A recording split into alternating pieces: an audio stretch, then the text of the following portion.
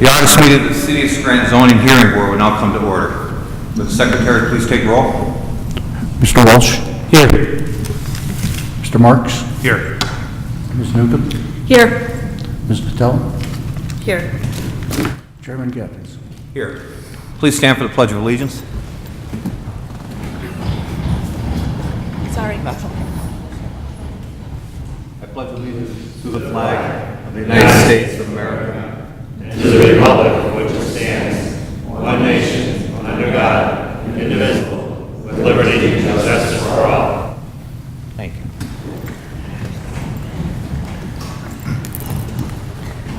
In accordance with the Pennsylvania State Sunshine Law, this board shall render its decision on each case either at the end of each hearing or within 45 days of the hearing. If you are to give testimony in a case, please come to the podium, raise your right hand, and wait to be sworn in. After being sworn in, state your name and address and proceed with your testimony. Also, anyone giving testimony who does not become a party of the case may obtain a written decision from the zoning officer. I also have two announcements of law. If you are granted a variance or a special exception, you must wait 30 days from the date of our decision to obtain the necessary permits to start work. However, you may obtain a permit sooner by signing a waiver that any work done during that 30-day period is at your own risk. A favorable decision by this board shall expire 12 months from the date of said authorization in accordance with Section 111I of the zoning ordinance. If you fail to obtain the necessary permits or do not comply with any or all conditions of said authorization, you must seek an extension. Any remarks? Good. Mr. Sweeney, can you attest to the I just have one remark. I'd like to welcome Pratisha Patel as the new alternate to our board. Yes. Welcome aboard. Thank you. I, Jack Sweeney, zoning officer for the City of Scranton, do solemnly swear that I have posted the following addresses with the notice of the zoning hearing in reference to tonight's meeting. The postings took place on July 30th and 31st of this year. The first is AT&T Mobility, 6 different addresses, 50 Morale Housing Facility, corner of Meade and Foster Street, Weston Field, Mulberry Street, East Elm Street, and South Washington Avenue. Also, 1102 Pittston Avenue, 524 North Rebecca Avenue. By the way, this is not AT&T Mobility. These are separate cases. 840 Clay Avenue, 1620 22 Pine Street, 1323 South Webster, 1507 Washburn, 724 Court Street, 1215 17 Pittston Avenue, and 2701 Pittston Avenue. Very good. Call the first case. Mike Oser from AT&T Mobility. Can you raise your right hand, please? You solemnly swear the testimony you're about to give is the truth, the whole truth, and nothing but the truth, so help you God? Yes, I do, sir. Could you clearly state your name and address, please? My name is Michael Oser, O-S-E-R, 39 Fairview Avenue, Mount Pocono, Pennsylvania, 18344. I'm here on behalf of New Singular Wireless, doing business as AT&T Mobility. Their corporate office is 200 North Warner Road, King of Prussia, PA. Very good. You can proceed with your case. Okay.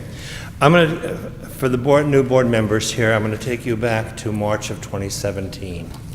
I was before this board for similar applications. There were 10 of them, to install small cell sites in and around, well, in the city of Scranton, most of them on City of Scranton right-of-way. Tonight, I'm here for 6 more small cell sites, which is our Wave 2 and Wave 3 in the densification project for AT&T Wireless.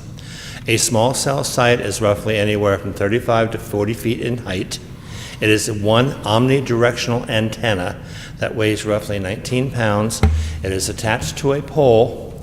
Whether we have to replace the pole and or put a new one in, that's the design of engineering. And that the radio equipment cabinet goes actually on the side of the pole. It weighs roughly 42 pounds. It is 2 feet by 19 inches by 8 feet. It's a small container. The small cell sites now, brought you back to the present today, but between March of 2017 and November of 2017, AT&T Wireless signed a master lease agreement with the city of Scranton to place numerous small cell sites within the city. This is not a freebie. AT&T does pay rent to the city of Scranton for each and every small cell site. Now, presently, I will have 7 of the original 10 going into construction before the end of this year. The other 3 are still being negotiated as they are on private property. These 6 here that I have before you tonight are on the city right-of-way property. I am requesting the variance and/or special exception to place them in multiple districts within the city. And again, they are similar to the ones that I came in with 1 year ago. They are the omnidirectional antenna between anywhere from 35 to 40 feet, that depending. And from there, the radio box is on the side of the pole. And some of the poles are basically, I'm going to replace the sidewalk light at the Morel housing unit owned by the city of Scranton. From there, we'll try to replace a Verizon telephone pole, which is at the junction of Meade Avenue and Foster Street. I would like to replace a street light at the intersection of Meade Avenue and Foster Street, again, all within the city of right-of-way, and also put a new street/sidewalk light in at 1429 Mulberry Avenue, again, on the city right-of-way. And from there, on the sidewalk and the right-of-way at 311 East Elm Street, and a street and sidewalk light in the right-of-way at South Washington and Hickory Street, which we have it as 517 South Washington Avenue. My request tonight is to request the zoning hearing board to grant me the variances and the special exceptions so I can continue with this project. The project is, Scranton has been selected along with Wilkes-Barre and Wilkes-Barre City and Wilkes-Barre Township as a pilot program. But now it is no longer, I should say in November 2016 it was a pilot program. It is no longer a pilot program. It is in the full force and project with an AT&T to continue this in the city of Scranton and the surrounding areas. And so the sites are designed to be anywhere from 750 to 2,000 radius of the antenna. They are not high powered, they are very low powered. They're, again, from the radius of that pole where it is placed, it's either 750 to 2,000 feet, depending on what's around it. And it's also very low. I'm not asking for 150 feet or 180 foot, as I have in the past from this board. I'm asking for anywhere from 35 to 40 feet, depending on what the applications are and the design is. Again, low power, we are still within the FCC regulations of radio frequency, emissions, and everything else has to be done to that small cell site before I can put it up. I will be looking at the environmental issues. I will be looking at the NEPA forms. I will be making sure that I have power and telco to the sites. These I already know I have power and telco. Telco meaning fiber optics. Because basically on these sites here, really the only thing wireless on these sites is your cell phone.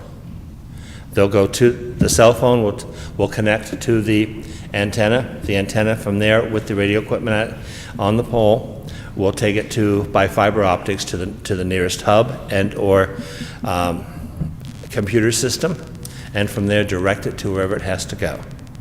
This is not in reference to coverage, this is for capacity. The AT&T network is becoming overloaded in the majority in these areas where they have selected, so that they still want to be able to give good service to the subscribers of AT&T and also enhance the network so that when people are using the data, it will still function. Cars driving through will still function. People within the buildings will still function and have a good quality network. And again, it's a very limited approach, but a multiples approach across the city. And we're designing these to look something that is already there. Now, the poles that we are replacing, we will design to be as close as possible to what's there. If nothing is there, like on 517 South Washington Avenue, there's nothing there, we'll put in a wood pole with a street light on it and the antenna on top. A lot of these, most of these now here, the Morel, at the 686 Morel Street, we're popping out an existing light pole, a light stanchion that's there. We'll put in one similar to it, not the same, but similar in design and aesthetics. It will be designed differently because we must go through the engineering for structural analyses to make sure that if someone hits it, it's going to come down, because it is in the middle of a block. But it's going to be designed for the 90 mile to 100 mile an hour wind loading that's in this area. It will be safe in reference to the engineering. We're not going to just slap an antenna and the radio equipment onto an existing pole and say, well, here we go. We design it to make sure it is safe and well within the standards of all the engineering standards of today. When I'm through with this board, I am not finished. I still have to direct the appropriate building permit applications with all the necessary paperwork for those to the City of Scranton to get a building permit, actually getting a building permit issued. From there, I'm also not finished because I have the internal AT&T work that has to be done of compliance with the radio frequencies, of the compliance with all the NEPAs that go into making sure a site is safe, both for now and for the future. So my request tonight is you have six separate applications that I've requested. I think, Attorney Penatar, I think we can combine them all into one, as the design is similar for every one of these sites. I'm not asking for one at 150 feet. I'm not asking for one at 10 feet, which of course won't happen because it's too low to the ground. But they're all within the designated areas. They're all within a designation that when I come back for the building permit, I have your permission to do so. And that has become one of the essential items with the City of Scranton, because the master lease agreement, until I have everything done in place, the site license agreement for each one of these is separate, right? I have some of the site license agreements prepared, but will not hand them to the city as yet, because I need your permission. And from there, I will need the zoning hearing board permission to do so. Then after that point, I will get the site license agreement signed. And then from there, I'll work on the building permit. The minute the site is under construction, your fees start. I just have a quick question. How many times have you been here? How many times have you been here for applications? Possibly 6, maybe 7. Yeah, I just didn't want to miss the opportunity to say, last time you came here, you said you probably won't be back, you probably finished, and I'm pretty sure you did the time before that. Other than that, I just didn't want to miss the opportunity. Well, I probably did, not knowing that, again, it was in March of 2017, it was a pilot program. And then from there, sorry. How many have you come, with all the times you've come before us, how many applications have been submitted separate? And for the small cell sites, these will be 16. And how many are up? There will be, by the end of this year, there will be 7 in full operation. So it takes that long to get them done? Yes, it does take that long. Now, in reference to the other question, I have been before you for the macro sites, the ones that are 120 to 150. I've been granted zoning permits for several of those, and then, again, denied on several more. But the small cell sites will literally take over a lot of what the area is deficient in capacity, right? Again, these are not coverage sites. You have coverage in the area, but it's not the best coverage possible. And Ms. Newcomb, to be honest with you, I will probably be coming back to you within the next 4 to 5 months with another group of sites for the same applications that I'm seeing here. I cannot bring them all to you at the same time because they're not being released at the same time from the radio frequency department, and they have to put so many online first to see where there are issues and problems. So we've done all the tests in the first 10. These testings are basically complete now, so I'm here for these. So probably within 4 or 5 months, or maybe even 6 months, I'll be back for another set. I'm aware of right now for myself the information I've been given for about 6 more. Again, I could not get them here tonight because the engineering wasn't done and the approvals that I need through the internal AT&T were not done. And that I don't anticipate happening because they're going to be end of 2019 builds, so I have some leeway time to get everything together. I have a couple questions. You Yes. said before the height is 35 to 40 feet? Yes, sir. And that's from the ground up to the very top of that Yes, item sir. that's going to be placed on top? Yes, sir. And just for clarity, the unit itself, the height of that unit that you're going to install on the top of that pole? Is 19 inches. 19 inches. In fact, sir, I tried to get one here tonight, but they're in very, very tough supply because this AT&T's equipment that they're using is very specific. I couldn't get one. But if you picture a 5-gallon bucket, something that you buy at Lowe's or Home Depot or whatever, turn it upside down, that's a little bigger than what these antennas are. I see on your picture, I mean, Yeah. it's a good description of it. And the poles that you're replacing, will the city, if you're replacing the city poles, will the city maintain ownership of the pole that you're putting in? Or is Yes, that- sir. The city maintains ownership, so if anything happens with that pole, it's literally going to be AT&T's responsibility to take care of it, but the city, because of certain legalities within, I'm not familiar with them all, the city must maintain ownership of the pole because it is in the city right of way. And the city and AT&T have come to agreement in reference to insurance benefits, insurance coverages and all that. Okay, thank you.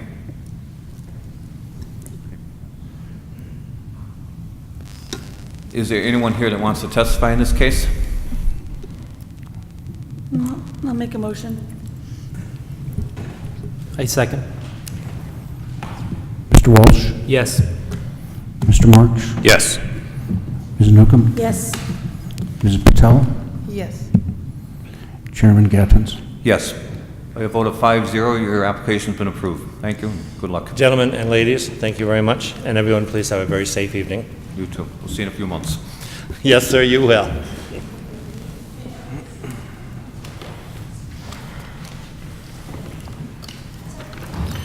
Agenda item number 2, 1102 Pittston Avenue.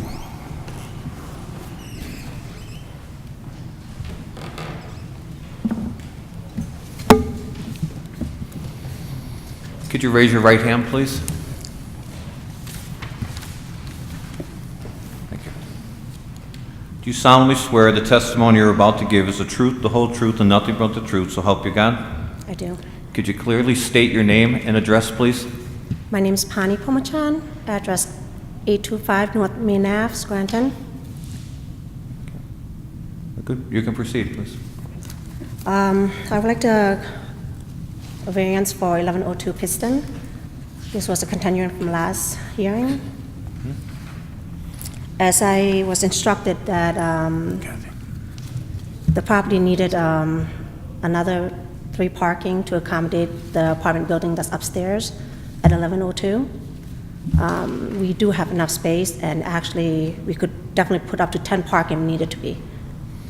Now, just for clarity to our new member here, she came before us last month, and we asked her to table it because of the fact that at that point there, I think there was a little communication breakdown as far as she was going to open just a salon in the one section of the building, and she felt she had enough parking for that. But then when we start questioning her about the use of the rest of the building, there's 2 apartments upstairs, there's a business to the left side of it, we indicate that she needed additional parking. So we tabled it so she can go back and present this case again to us. Now, you're parking in the back. Are you planning to build that ground up and level it off?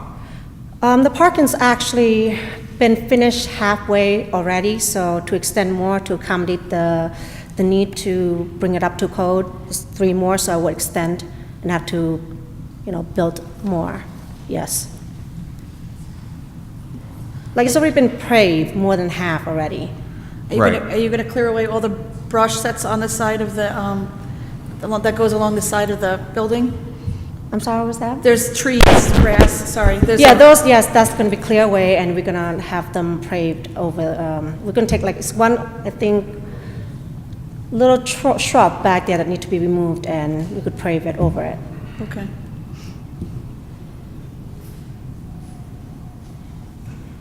So are you still doing the 2 apartments above, and you're looking for 2 commercial on the first floor still?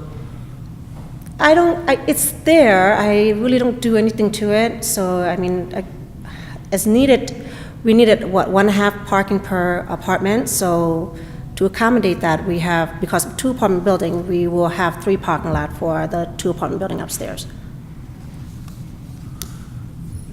Jack or Dan, how many should you need for the business, each business? I think we need testimony as to how many, in the salon, she needs 2 per customer seat. Okay. Plus one for employee on site. In other words, if she has 6 employees, but they alternate times, she doesn't need 6 spots, just how many are on If site they're at one stored time. At the same time. How many chairs are you going to operate out of that salon? 1.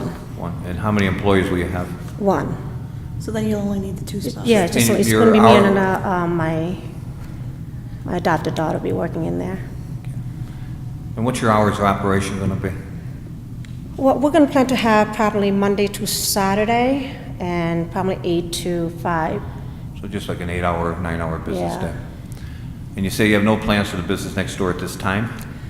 The next door is a pizzeria, as I stated last time. I'm probably gonna rent it out as a pickup only, whatever, like they're trying to do, like a pizza, continuing pizza, because it's actually built as a pizzeria, so.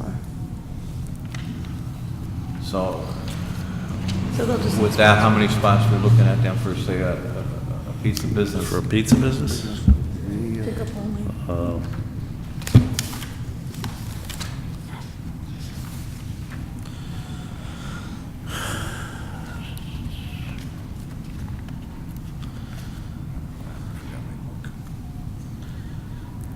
If there's no seats inside, At this time, I know there are. are there any seats inside? No, There's no booths in that? no, Okay. So 1 per every 200 square feet of floor area that customers use, which would probably be pretty small in there. Yeah. yeah, no, it's not quite that Yeah. big, no. Yeah, So I'm going to make an assumption that we're going to need 1 for that. 1 for that, I would think, yeah. And nothing for the employees, is that covers everything? Let's see. No, nothing for the employees on that one. Okay, thank you.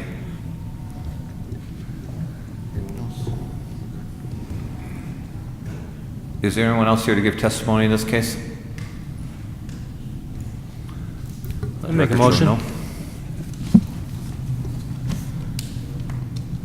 I'll second it. Mr. Walsh? Yes. Mr. Marks? Yes. Ms. Newcomb? Yes. Ms. Patel? Yes. Chairman Gattens? Yes, by a vote of 5-0, your request has been granted. Thank you so much. Good luck. Thank you, Jack. Agenda item number 3 has been withdrawn.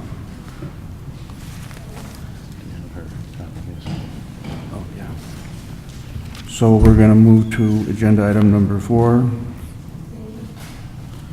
524 North Rebecca Avenue. Jim Wansack. Could you raise your right hand, please? Do you solemnly swear the testimony you're about to give is the truth, the whole truth, and nothing but the truth, so help you God? I do. Can you state your name and address, please? Jim Wansack, 229 Alicia Street, Old Forge, Pennsylvania, here representing Scranton Lackawanna Resources Development Corporation located at 321 Spruce Street, Scranton. You can proceed. Okay. What we're looking for is on 524 North Rebecca Avenue. It's a vacant lot. We are looking at putting in a 20 by 48 house that would house a 3-unit apartment on the first floor and a 2-unit apartment on the second floor. When you You mean say... bedroom? Bedroom. Is that 3-bedroom you're saying? 3 bedrooms on the first floor, Okay, on the so main three floor units. coming off, and then the walkout basement, it's a slope lot, if you can think of it. So it'll be a walkout basement with, I see you have the plans right there. Right, That'll have you two. said unit. it I'm threw us sorry, a I curve apologize, there. bedroom. Thanks. I'm assuming the parking was going to be down in the rear of the property? Yeah, off the alleyway will be, when we do the site grading, we'll create the spots there as Do you know well. how many spots you have room for back there? Oh, it's, the lot is huge, so we'll have at least parking for 6. How wide's your lot? The lot is 38 feet by 142, I think, roughly in that area. We're going by 20 by 48, so we have a lot of room I off the mean, I back. think he's good with the 3 spots, but he's talking about stacking, I believe, you know? Right, 1.5 per unit.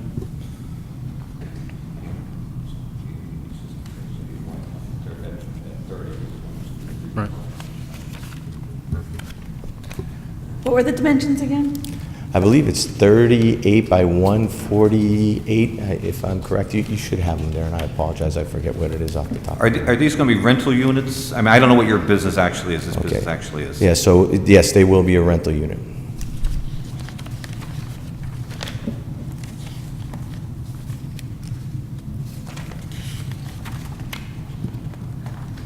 I'm having trouble seeing this, the numbers even with my reading glasses. How far back is the house going to go?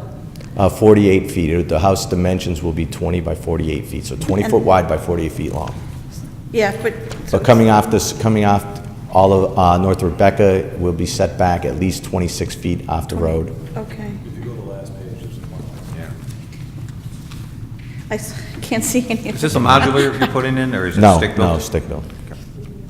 This is actually a project that we're going to be working with Johnson College and doing a live lab at. So we're going to be framing the house, and Johnson College is going to come and use it as to teach their kids over a couple semesters to be able to do. And Scranton Lackawanna Resource Development Corporation is going to own this house when it's completed? Yes.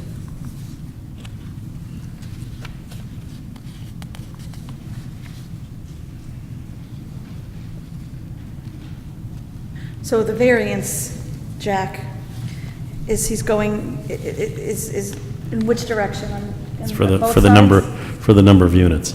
For the number of units, okay. Does it, because it doesn't say what the variance Yeah, is on because the it's application. an R1A, yeah. So he needs 2 units, okay.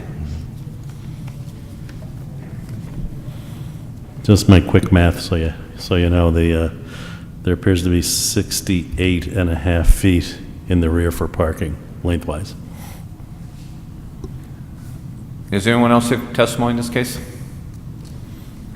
Please come up.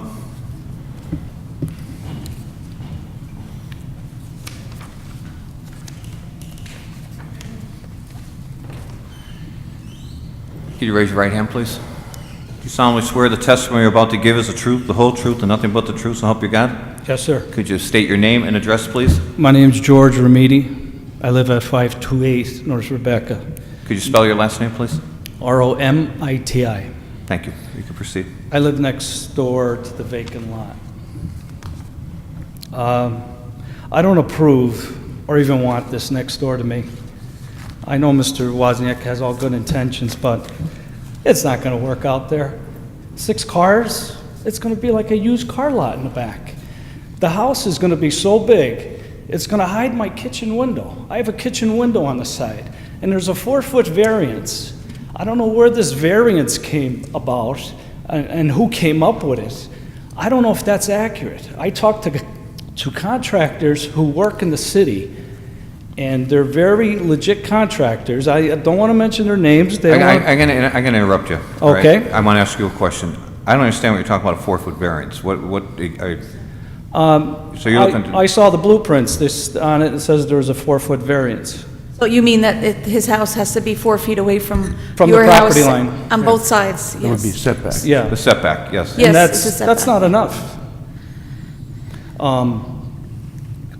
The thing is, when my side kitchen window, It before when complies. the old house was there, it was owned by the Angeli family. It was a lower level roof, and when you looked out my kitchen window, you saw over the roof. You saw the sky, you saw the trees, nice breeze, sunlight. Now when this building's gonna be built there, 4 foot. There's gonna be a building here. I'm gonna be sitting here in my kitchen looking at a building. I have a back porch off my kitchen. I'm gonna look over on the side, I'm gonna see a building. I'm gonna sit out in my patio. I have a patio off my back porch. I'm gonna sit out in my patio, I'm gonna see a building, and I'm gonna see 6 cars next door to me? Come on, that's not fair to me. I'm there 35 years. 35 years. I never came to any of these meetings. And I have to tell you, the block I live on is Slumlord City. I know Mr. Wozniak probably has good intentions. I'm not calling him a slumlord, but there's 4 apartments on that block right now. They're in deplorable conditions. Their yards are a mess. Nobody takes care of nothing. And the landlords who come there say, we're going to make it nice for you guys. It's going to be nice people here. It's going to be nice. Believe me, it's not nice. And this house next door to me is going to be a burden to me and my family. The old house that was there, when I moved there 35 years ago, it was owned by the Angeli family. The father died. When the father died, the house, boom, went down into unbelievable, deplorable conditions. You name it, I can write a horror book about it. The ongoings that my wife and I and my family had to go through with this yard. I've been cutting the 6 feet away from my fence for 15 years because the grass got so high it used to grow over my fence. Unfortunately, Cats, rodents, varmints, all kinds of stuff we had to put up with. Who takes care of the grass now? Mr. Wozniak has a person coming and cutting the grass every couple of weeks, and I still cut 6 feet away from my fence. I always did it, and I always will. I mean, just so you know, sir, if this gentleman wasn't doing a 2-family and he was just doing a 1-family house, 2-story, he wouldn't have to come before us to do that. Pardon? Am I right on that? If he's building a 1-family house, 2 stories high, he doesn't need permission from us to do that. Anybody could come in there and build a house next to you, not just this gentleman. As long as they stay within The only thing he's asking permission zoning for is code. for a 2-family. Anybody could come put a two-story house Yeah, right but next to when you. I saw the blueprints, it's gonna overshadow my house. But you can't stop anybody from building a house there. What he's asking for permission for is for 2 families. You can't stop anybody from building a 2-story house on that property. Also, yes, if a person decides they want to build a 1-family, 2-story house with 4 bedrooms, I mean, there's no way you can know how many people are going to own a car in that one person. They might have 3 grown-up kids that all drive. There's no way you would know, Well, you even know, then, the how many apartments- cars would be in the back. I'm sorry to interrupt you, but the apartments that are there now, I hate to put it this way, it's slumlord city. I mean, But we can't judge this project by what's there now. I mean, we're all over in your block. I mean, so Right. we've seen it, and it's sad to say it's throughout a lot of parts of the city. But as Mr. Walsh and Ms. Newcomb said, like, I could go over there and buy that lot and say I want to put a 2-story home there. Because of the way that the lot is built, I mean, naturally, and I'm sure they're all right there, the back end has to be built up to street level, so the house is going to be high. What this gentleman's asking for is just a variance, instead of having 1 family live in the same size house, is to put 2 families, 1 on the 1st floor, 1 on the 2nd floor, which a lot of your neighbors have at this point. I mean, there are a lot of apartments house in that block when I was over there. So I think what we're trying to just get across so you understand is you could have bought that lot and built a house on it. And Well- not, well, let I me asked- finish. I Okay, heard you I'm sorry. out. I heard you out. So my point being is, you could have bought it, and you could have said, I want to build a house over here for one of my kids. And if you were building a single house, as long as you met the setbacks, you wouldn't even have to come before us. for 14 years, I called the city twice a year about buying the house. Maybe I wasn't going through the right channels. I was completely ignored. About the then I saw land bank sign. I'm like, what's this? Then January, they knocked the house down. My wife and I, we had tears in our eyes. We're like, oh my God, we have some sort of life now. We offered to buy the land, we couldn't. Now, I don't know how anybody bought this land because the son told me the back taxes were not paid for several years. Well, and I don't want to get into this because it's really not our expertise, but the land bank was formed between a joint venture between the Lackawanna County, the city of Scranton, and the school board to get properties, like you're saying, that haven't paid taxes, that will never pay taxes, forgave all the debts and the liens against that property to get the property back on the tax rolls. Even the liens? Pardon me? There was 2 liens on the property. Everything is forgiven at For this point. $40,000. Everything is forgiven at that point. And it's not just there, it's throughout the whole city, and it's spreading. And it is putting properties like this one, different ones throughout South Side, everything, back on the tax rolls. I mean, everyone has the same opportunity to buy it If there was one next to my house, I'd have the opportunity to buy that, or a lot of times you'll see the neighbors split that property, one on each side of that vacant lot, but, How far away from my fence do the cars have to be? well, Are they gonna be laying on we'll- top of we'll my get to fence? the parking, Mr. Wonstak's gonna have a 4-foot buffer down the back, and, we can request that at that point, that he does landscaping in that buffer, you know, so it looks appeasing and stuff like that, but by rights, all he needs is 3 spots. We're saying that is enough for 6. We're not saying he has 6 cars or anything like that. Each unit, same as your house, requires 1.5 spots. So for 2 houses, it's a total of 3 spots that he needs. Jack, just so I'm correct on it, the setbacks is a total of 12 feet. Yeah, It can be split up. The setbacks, the side setbacks, which would be Mr. Armidi's concern, it has to be a minimum of 4 feet on each side, but a total of 12 feet between the 2 sides. So if he made the setback on your side of the property 8 feet instead of 4, would you be any more? Actually, by the plan submitted, it's 8 feet, 10 inches on one side and 9 feet, 1 inch on the other side.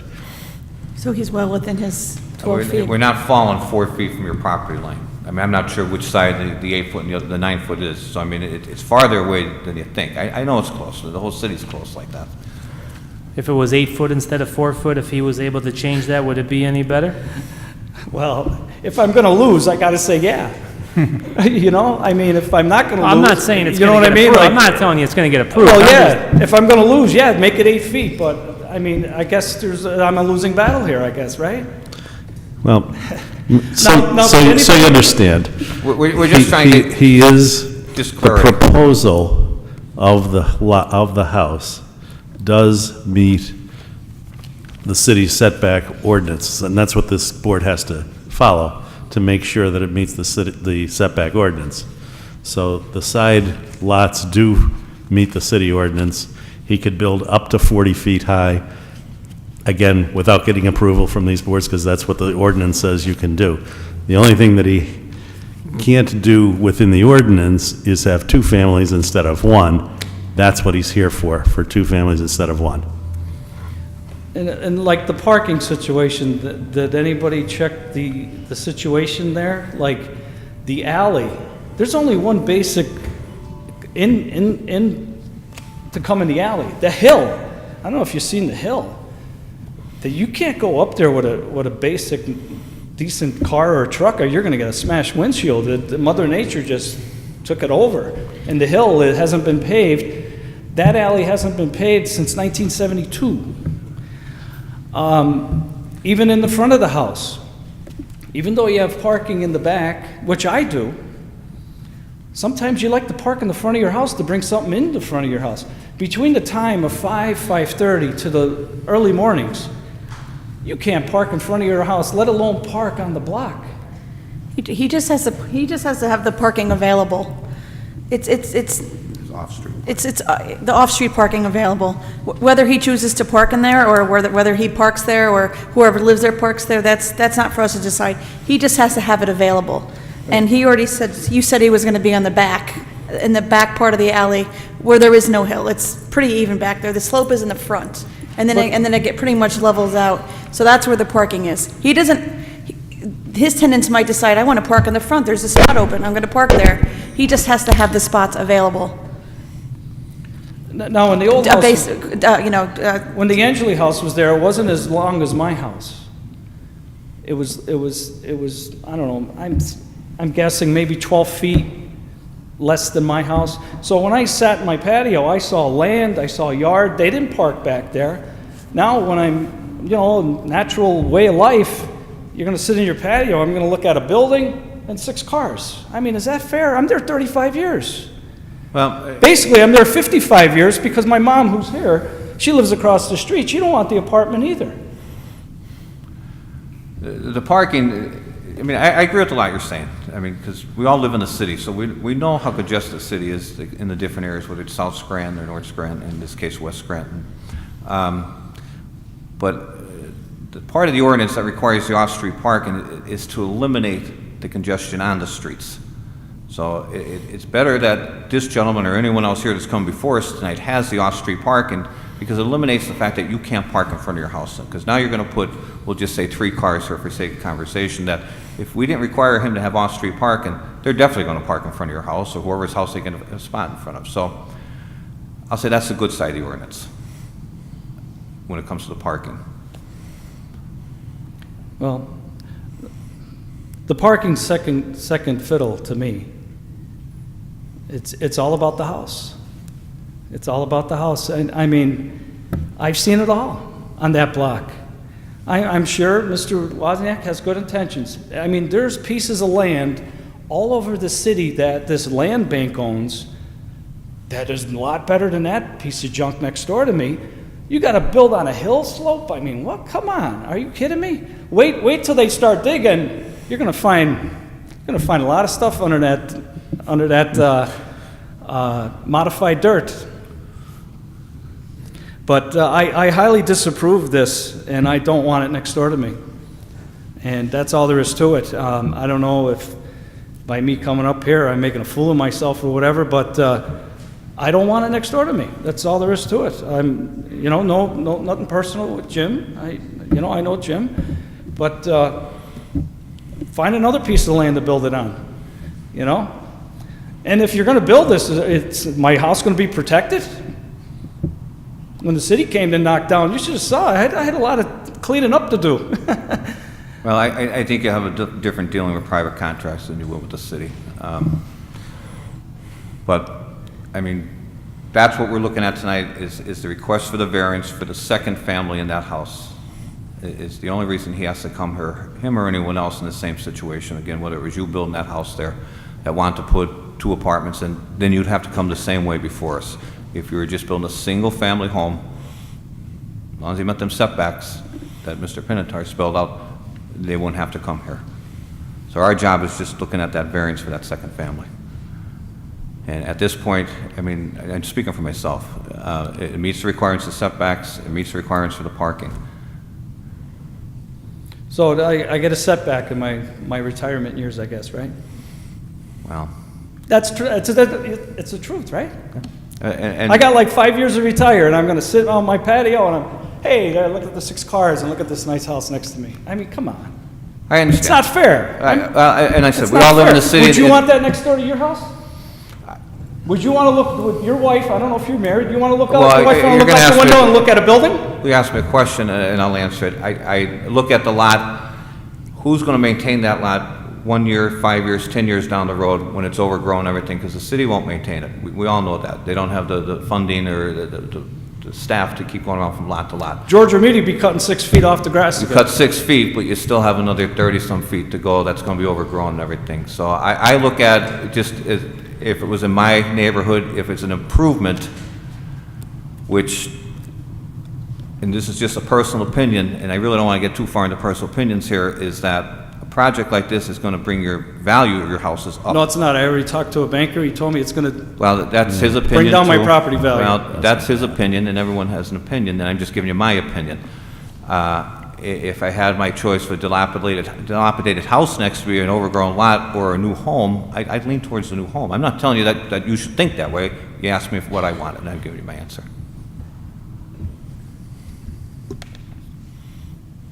Well, I think I said enough. I don't know what We're else glad to you're say. here. We'd rather you come in and voice your opinion. Like, this isn't a done deal. We haven't voted or anything. And we're just trying to make sure you're Right. clear on what the process is that we have to look at. Right. And I mean, by me being a little agitated is That's fine. 35 years of.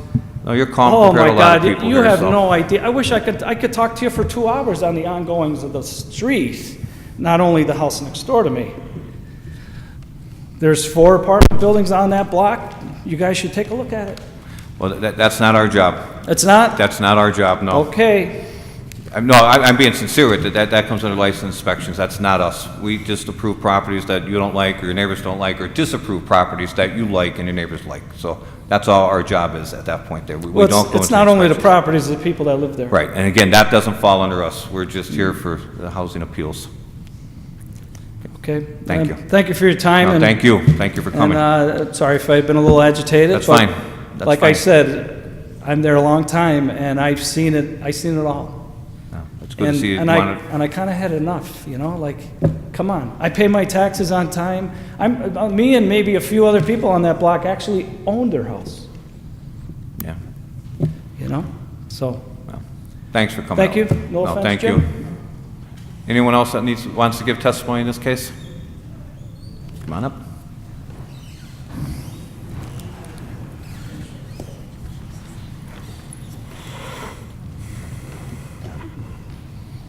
Okay. Raise your right hand, please. Thank you. Do you solemnly swear the testimony you're about to give is the truth, the whole truth, and nothing but the truth? So help you God? Yes, sir. Could you state your name and address, please? Harold Wildrick, Jr., 519 North Rebecca, Can you spell your last name? Wildrick. Very good. Thank you. You can proceed. Before you proceed, if you want to sit down while these people are talking, you don't have to stand there. And if they ask you questions and you want to answer them, you have a microphone in front of you. So, we just bought our home on North Rebecca. This is our second year in the home. My two parents are both handicapped. We have a house across the street from us, maybe catty corner to us. The family just moved here from New Jersey. I know it's not in your guys' job to deal with them. There's maybe 4 people in that house that drive. They have 7 cars and a trailer.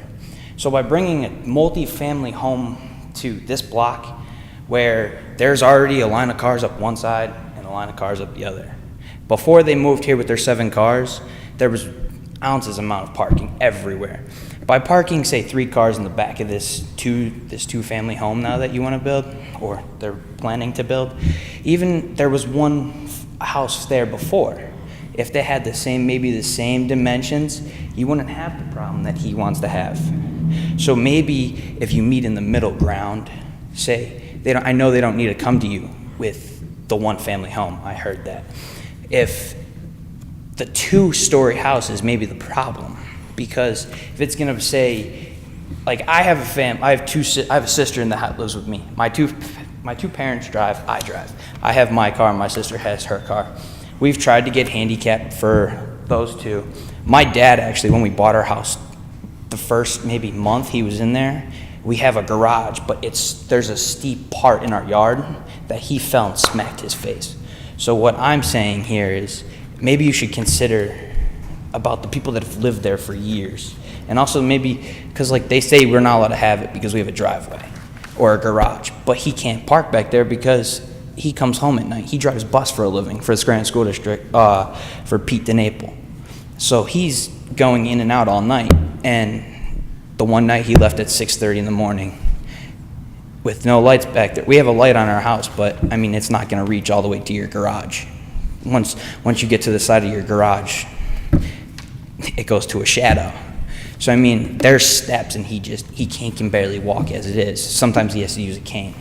So I'm here just to say, you shouldn't let them build that one-family home in the same dimensions, kind of like it was before, because he'll still have his patio he can look out at. He'll still have somewhat of a view. So I'm just saying you should consider it, because the people that do live there do want to stay where they are, and they don't want to cause problems. There is a house that is across from him, the multi-family home. We had maybe like 2 months ago, there was kids, like bad kid. There was little kids, maybe 5 and 6, just walking the road by themselves. Not saying that's going to happen with the family he brings in, but that's a chance you're willing to take, and his property can be damaged. Like the kids threw a brick into someone's pool. That's the chances you take with any family really moving in, but you run the risk low if it's not, like, say, a 2-family home. So How many multifamily dwellings would you say on your block or in your block? So I only know of one fully big one, which is 3 doors down from my house, which is 519. They have like a 2-car, maybe 3-car parking in the back of that house. So I don't know actually if there is anybody fully all in those homes, but those are the only ones I do know of that are there. The rest is, you can see it's houses, and I'm next door to his parents, and it's just a non-constant like fight for parking spots, and it's just you got to keep, now when they were there, you had to keep an eye on your yard and everything. Like, we have a pool in our yard, so like, we have locks and everything, but they were trying to hop our fence and everything. So bringing a multi-home thing into the yard, into the neighborhood again, I see it causing more problems than just having one in the yard, one in the neighborhood. Any questions? That's all I have. No, thank you very much. Is there anyone else?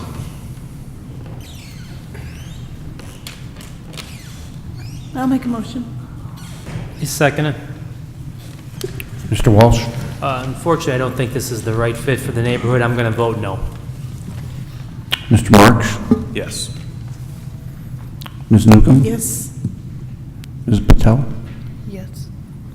Chairman Gattens? Yes, by a vote of 4-1, your variance request has been approved. Thank you and good luck.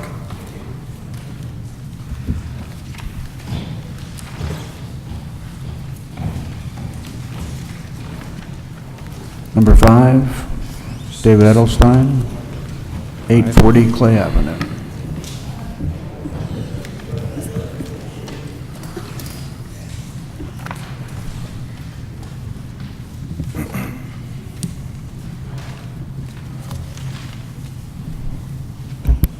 Raise your right hand, please.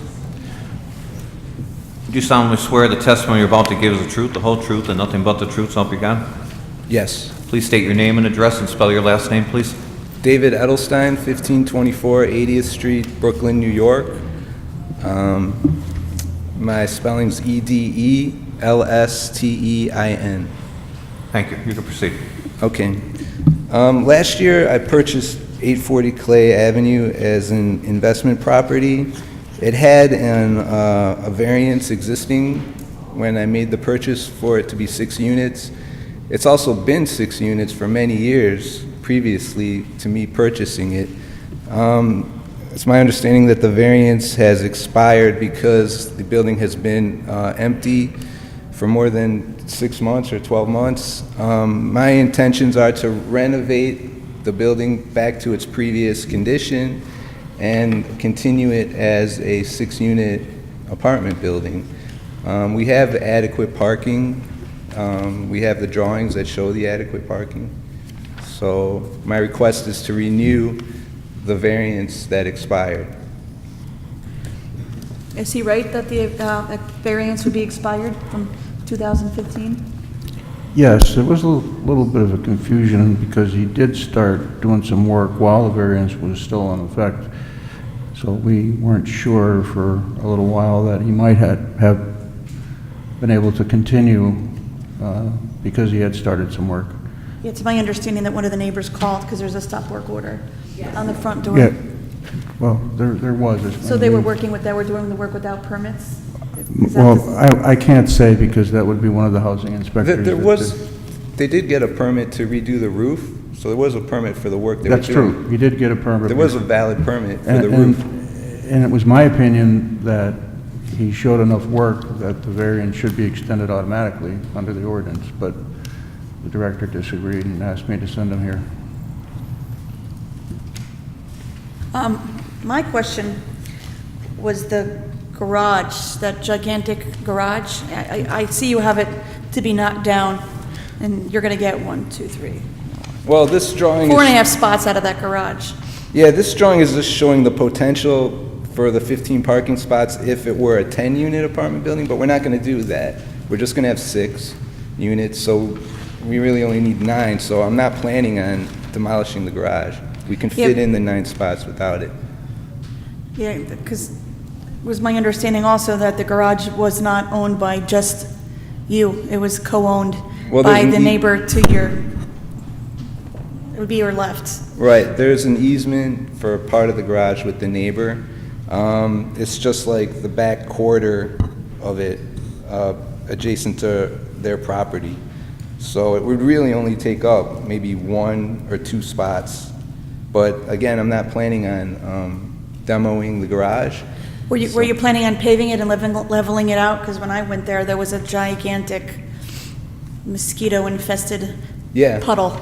Oh yeah, we're definitely we want to restore the building to its previous glory, really. You know, we're looking to make it a nice higher-end apartment building, and so that's our intentions there, you know.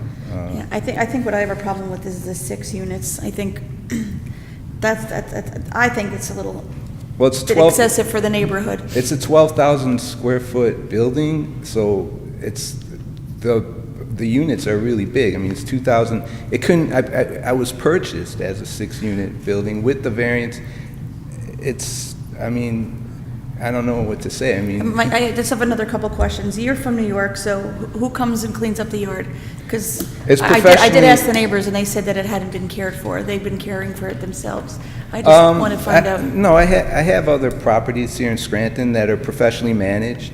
So it's a professional management company here in town, Parasol Management, so they're very on top of taking care of all the properties and stuff. This particular property it was under construction, so there, you know, we were trying to get it up and ready so that the management company can come in and then start managing it. So there's a little bit of a discrepancy on that end because it's not completed yet. But, you know, we have been cutting the grass and taking care of it. Yeah, maybe it was the rain, but it didn't look, everything looked pretty overgrown to me. I mean, it could be the rain. It did rain a lot, but I just didn't think it was, could have been cared for a little bit better. No, that's all. and I understand the neighbors' concerns, and I've been really trying to be proactive and cooperating with all the neighbors and, you know, answer their calls and address any concerns Well, or issues. this isn't your or- neighbors, this is me. I did a Yeah. whole walkthrough. I walked through both sides, your neighbor went with the pink house, and then I Right. walked around the other side, down the driveway. Yeah. And out, and so I noticed myself that it probably could be cared for better.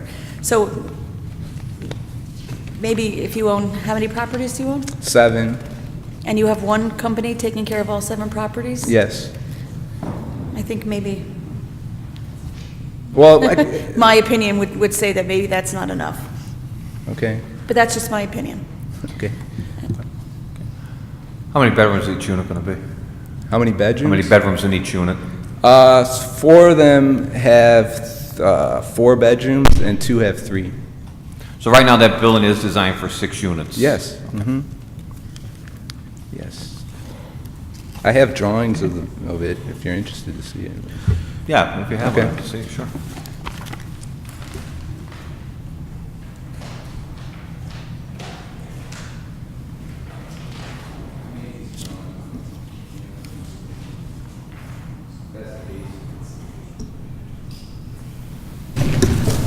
Okay, so that's the basement plan.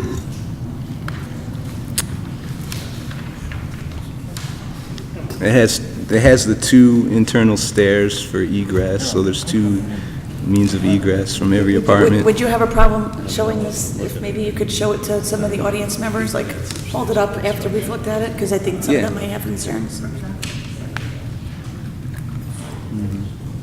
Yeah, it's a big house and, you know.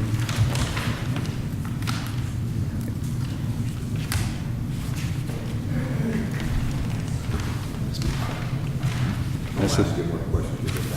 Okay.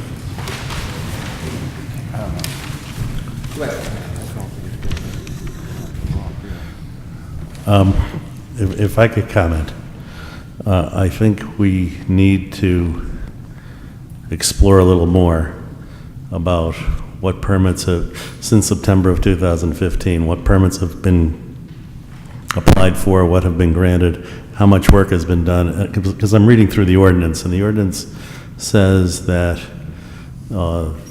he has to do substantial construction within 12 months unless extended. The permits have to be within 18 months unless extended, and completion of the project within 36 months unless extended. What was the date of the original variance? September of 2015, so he's technically Within the still within the 36. 36 months.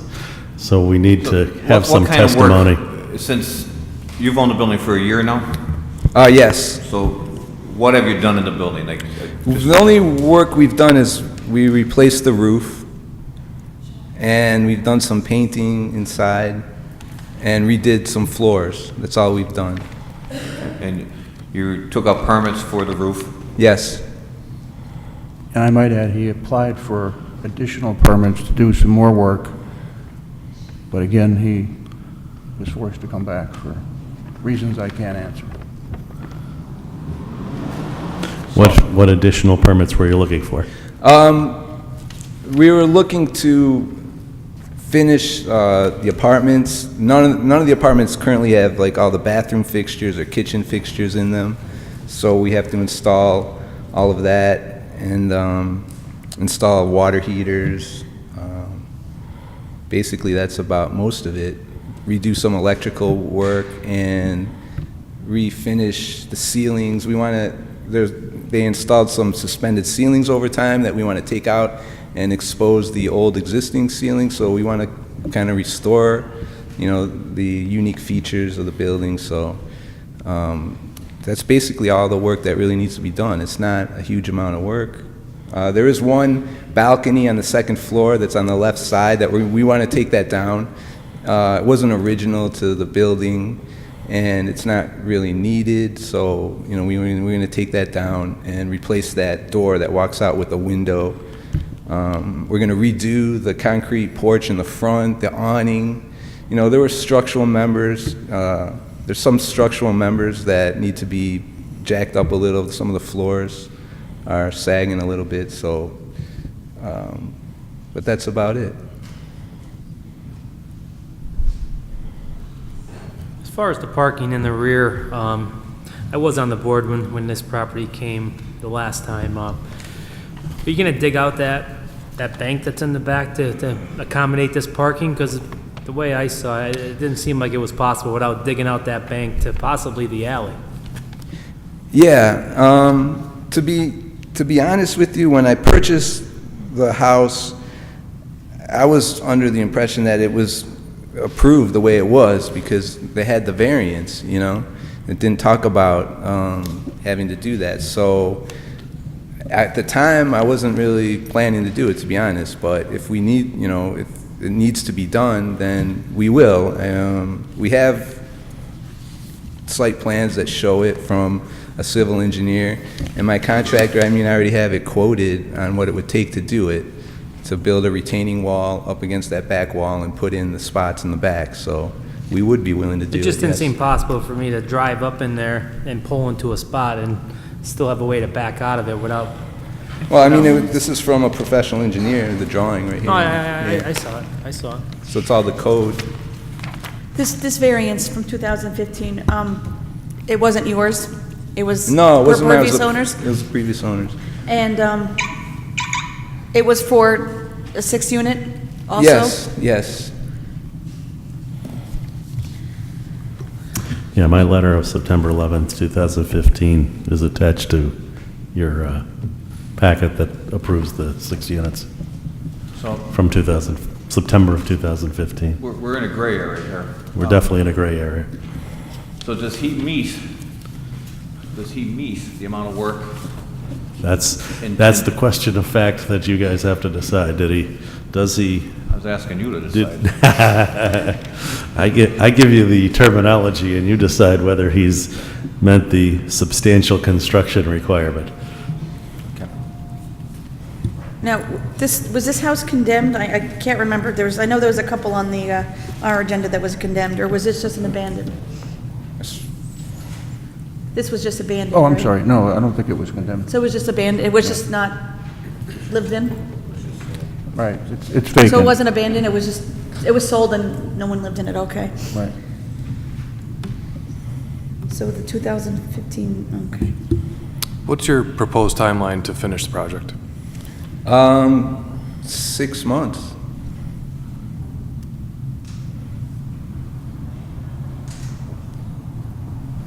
No.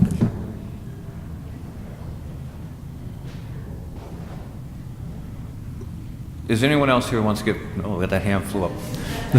Come on up.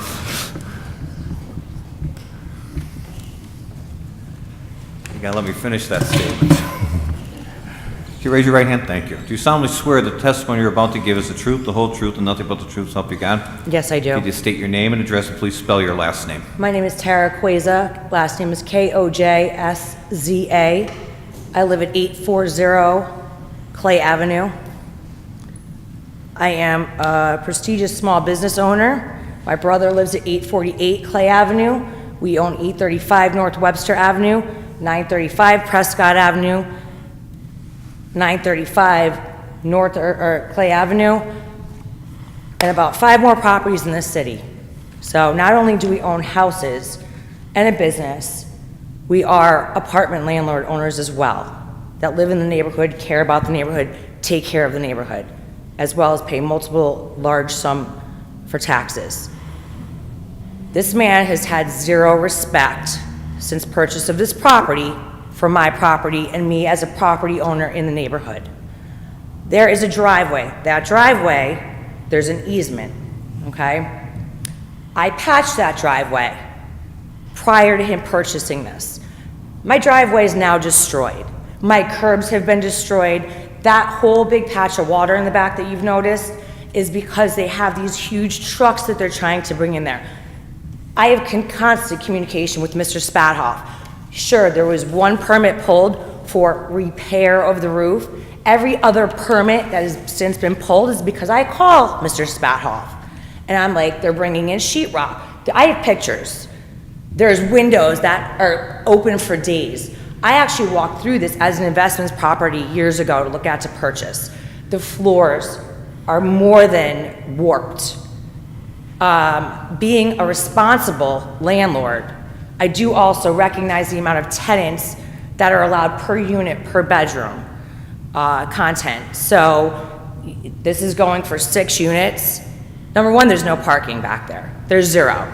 If anybody in their right mind thinks, like Mr. Walsh said, how you can make that alley, the amount of water that comes down into that area, I couldn't even imagine how you would do that. A professional landscaper, I have your cousin, his name in here that he gave me as property manager. I spent about 5.5, 6 hours doing my yard, my shrubs, my back area, maintaining my property, blew it all, swept the whole 9 yards. What does he do?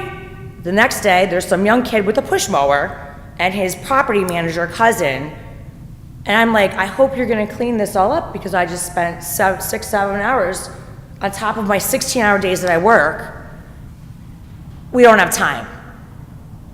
So obviously you just don't care about the neighbors. You can't say you care about the neighbors and then not do something like that. I would love to know who your garbage contractor is.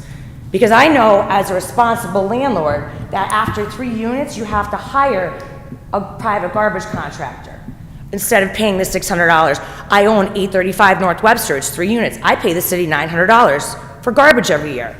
So who's your private garbage hauler when your garbage just sits in the alley as well as everything else that sits up there from your contracting material that you pull your permits for after I have to call Mr. Spathoff? I could go on and on and on. I have video footage of them trying to boost repair material from their roofing project.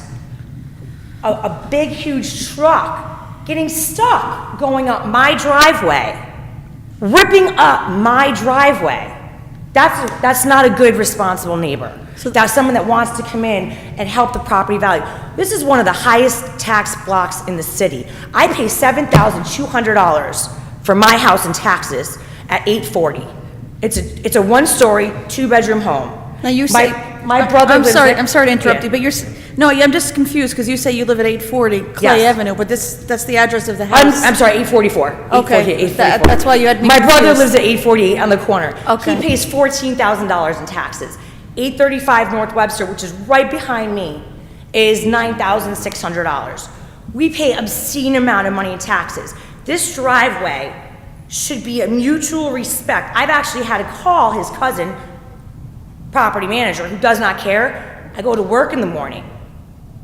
I own a business. I have to have access to be able to get, my mother lived in this house prior to me. We have never had a problem. And I find it very hard to believe and neglectant that anything would be followed unless it was, there's nothing proactive, I believe, that will be happening unless I'm the one that has to bring it to somebody's attention that something's being done illegally. I've been told by his contractors that he wants to rip that porch down and put that all into parking spots, as well as dig the back out and make that all multiple. Now I have to worry about getting out, running my business, worrying about my tenants in my apartment units. I have to worry about going to work because I'm a full-time supervisor at UPS. I mean, I can't worry about being able to get out of my property. We've owned this property for years. I just don't, I don't understand this. The property is not taken care of. And it's been neglected for a year. So now all of a sudden, it's gonna be finished in 6 months, and there's gonna be X amount of parking spots. It's a permit parking street. I have pictures of the trucks, the contractors up there. They broke my curb. His curbs are all broken. That's why water sits there, because these monster trucks come up. There's just no respect. Now, is that driveway yours? Like, There's an easement on the driveway. I have taken care of that driveway. I have plowed it every single solitary time. Just move that microphone closer to you, the one that's on the table. Just pull the microphone closer to you, and make sure that green light is on.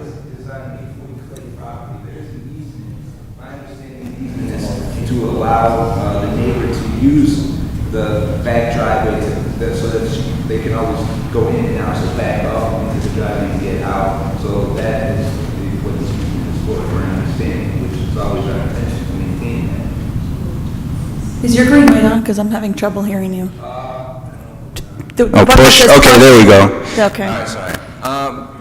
So the driveway's on the property 840 Clay, and my understanding of the easement is so that it allows the neighbor to use the driveway to get in and out of her property. So we always have to maintain adequate clearance that she can back up and turn around. So there's a spot in the back that's part of the language to maintain for that purpose.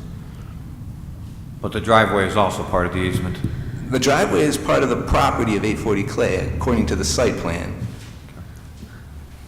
But what I'm questioning, and maybe you don't know this, I don't know either, but is the right to use that driveway as part of the easement? I think so, yeah. The easement is that allows her to use the driveway and give her enough room in the back to back in and out, to turn around. That was my question. How many feet from the end, from the back of the house to the little wall that's there behind, like back by the alley?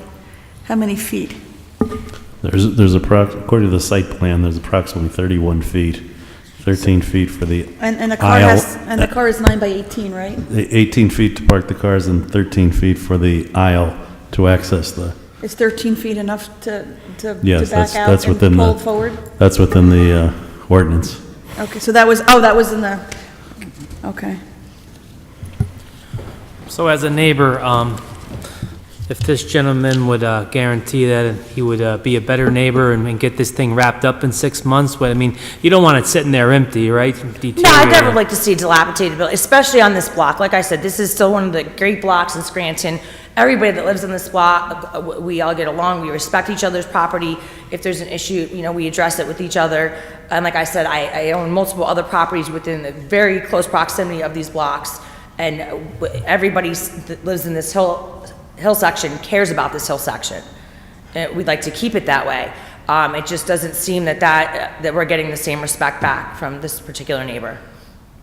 As for a 6-month plan, I mean, like I said, I put my own money, my own time into taking care of this easement driveway.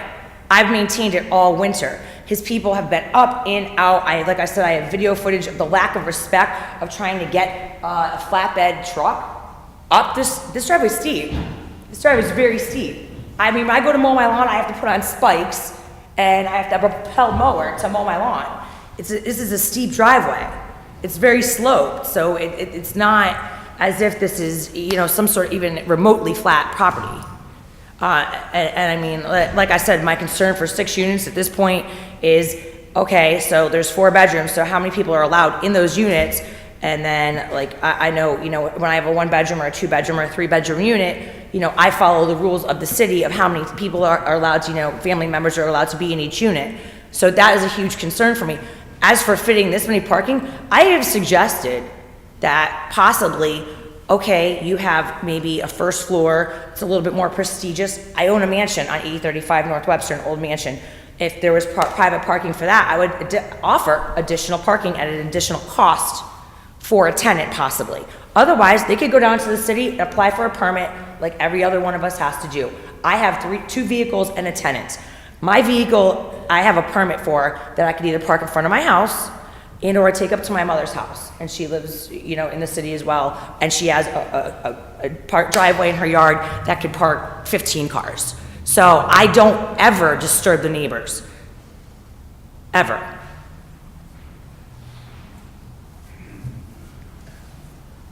So, to pick up where Mr. Walsh left off, what would, and I'm going to use the word appease, and I don't mean it wrong or anything, what would appease you as a neighbor and the rest of the neighbors that are here to let this project go forward? I mean, a new property manager that has more interest? Because, I mean, you know, let's call it the way it is. If this gentleman walked away from the project, him or any other owner walked away from that project, let that building sit, we all know the city's not going to take that building down. I mean, you're looking at... No, I agree, and I know. So, I mean, that we the got to previous- come to some kind of... I know the previous owner, he bought the home with the intentions to make it 8 units. He actually made an offer on my house and didn't realize he couldn't make my house into a 2-unit property. That was the whole idea. This block is not a block that it should be made into these, another like street coming up that there's multiple apartments. It's not the type of block this is. This is still a residential, single-home neighborhood. Sure, this is a huge apartment building on this block, but it shouldn't be a nuisance property. I'm not objective to the fact that, you know, there's apartment units. Like, do I feel safe that it could be a squatting place? No. Do I want to get along with you? Absolutely. Have you tried to do anything to help me to be a good neighbor? No, you haven't. Well, You haven't. Be honest. I mean, you could call me. I don't have your number. You gave me this Dave, property manager, who does not pick up my He calls. was just there in Who the calls me beginning. back and yells at me. Right. And tells me he'll get to it when he gets to it. Well, I think or that- tells me he'll come back the following day and never comes to pick up the Right. brush that's all over the Well, I everywhere. think there's some miscommunications because, yeah, David was there in the beginning when I just bought it, you know, but I now... met you that day. Yeah, right, and we met, yeah, and I thought we exchanged numbers, but we might not have. But he was only there in the beginning. Now it's a professionally managed, there's a professional manager there. He doesn't spend that much time there because it's not occupiable. But you know, I invested in Scranton, 7 properties, you know, with the intent of improving Scranton, you know, and making these properties better, you know, and so that's my intentions, you know. I'm not going to be any kind of slumlord or anything like that, and I told you that before, you know. So I would hope that you could just call me, you know, whenever you have any kind of issues. You've never reached out to me. You've never made any good intentions or goodwill towards me at Well, all. I mean, I knew there were a few At all. things. And obviously, if you knew David, if I was contacting this other Dave guy, then you would be in communication, being with your cousin, that I wasn't happy with the situations going on. Why is it But that... he hasn't been there for like 6 months, though. I don't know. Right. I don't know. I know as I see your construction vehicles pulling in, Yeah. I see them pulling out. They tell me what they're doing, and I'm like, do you have a permit for that? That's crazy. Okay, well, you're bringing in 64 pieces of sheetrock. Well, you need a permit to put sheetrock up. Because now I'm concerned, is your huge monstrous building going to burn down because there's illegal electrical work done? Is there this done? Because I live next door. My brother's huge house is right next to mine. Do we need that house catching on fire as well? And then, you know, you have an easement with the neighbor in the pink house on the other side because somehow plumbing or something runs along that. Then you have an easement with this garage. So how could you take down a garage when they own it just doesn't, I just don't understand how you could think you could put that much parking and make everybody in that building okay No. with that little bit of parking space, because that's so disrespectful. No, we're to gonna even leave it as think of 6 that. units. I'm not planning to make it. I don't want to make it 8 or anything bigger. Just the 6 What? units. 6? Yeah. How do you, 6, you said 2 4-bedrooms, correct? 2 Yeah. 3-bedrooms? There's 4 4 3-bedrooms. 4 4-bedrooms and 2 3-bedrooms. 4 4-bedrooms. And 2 3-bedrooms. So how many adults? I mean, you would expect 1 adult per unit, right? So that's 8, realistically, let's think about it. 2 spots per unit. So you think you're gonna fit 12 spots back there? I think it needs 9 spots, right? According to the ordinance, he needs one, as you probably know, you need 1.5 per unit. So according to the ordinance, he needs 9 spots for that property. There's no room. And also... I'm just telling the number. Yeah, no, That's thank the you, I part. appreciate And also, another ordinance is, you're concerned about adults. I think, Jack, I asked once before, no more than 4 unrelated people are allowed to I live. am familiar with that law, So, yeah, yes, so, absolutely. my question to you is, have you seen this parking plan in the back? I've seen 0, nothing. Nothing? Because the way he has the parking, you go straight up the driveway, and as soon as you get there, there's a spot, there's 2 spots right there, right next to the stairway. How am I supposed to pull out? So that's why, How do I pull out of my driveway? that was gonna be my question, because I saw where you parked your cars. You can take it back. Those are the 2 spots that I don't think would work.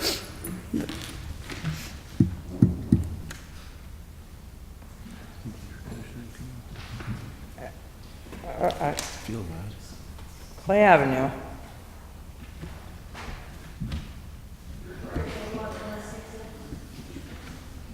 This is my driveway? Our driveway? Shared driveway? Yeah, you can see it better on this one.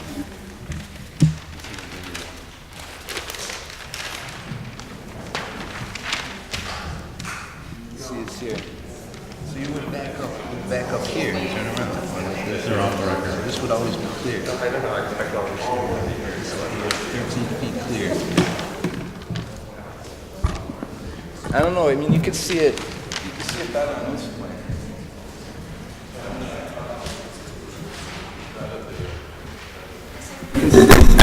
All right, if we're gonna go back on the record now. You could see, this is the driveway, and this is her parking and driveway, so she could back up here and turn around. I dispute parking spots 1, 2, 3, 4.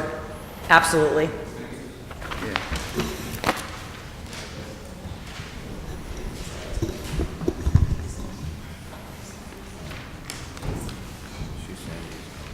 100%.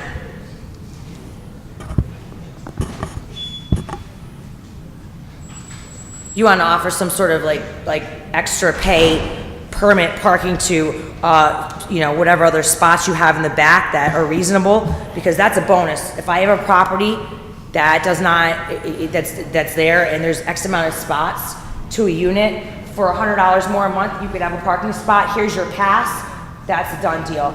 Not to disrupt, I have to worry about it, one of your neighbors coming home, parking exhausted, tired, drunk, ignorant, and I have to call and try to get out to go to work. I have an emergency in one of my apartment buildings, or I have, that's not a chance I'm willing to take. No, that wouldn't be acceptable. They can't. No, it wouldn't be. No, they can't block your path. But they can't, but it's life, it's reasonable.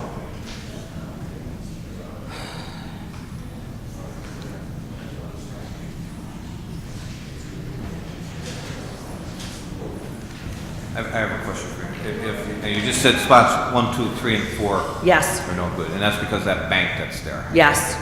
That bank is there, not to mention, if that bank was to be cut down, in all reality, there's so many roots from the trees back there. For an example, this past, I don't even know if you are aware of it, obviously, there was a water main break this past winter on the corner. My brother got 5 foot of water in his basement. I woke up to the firemen in my house at 4 o'clock in the morning.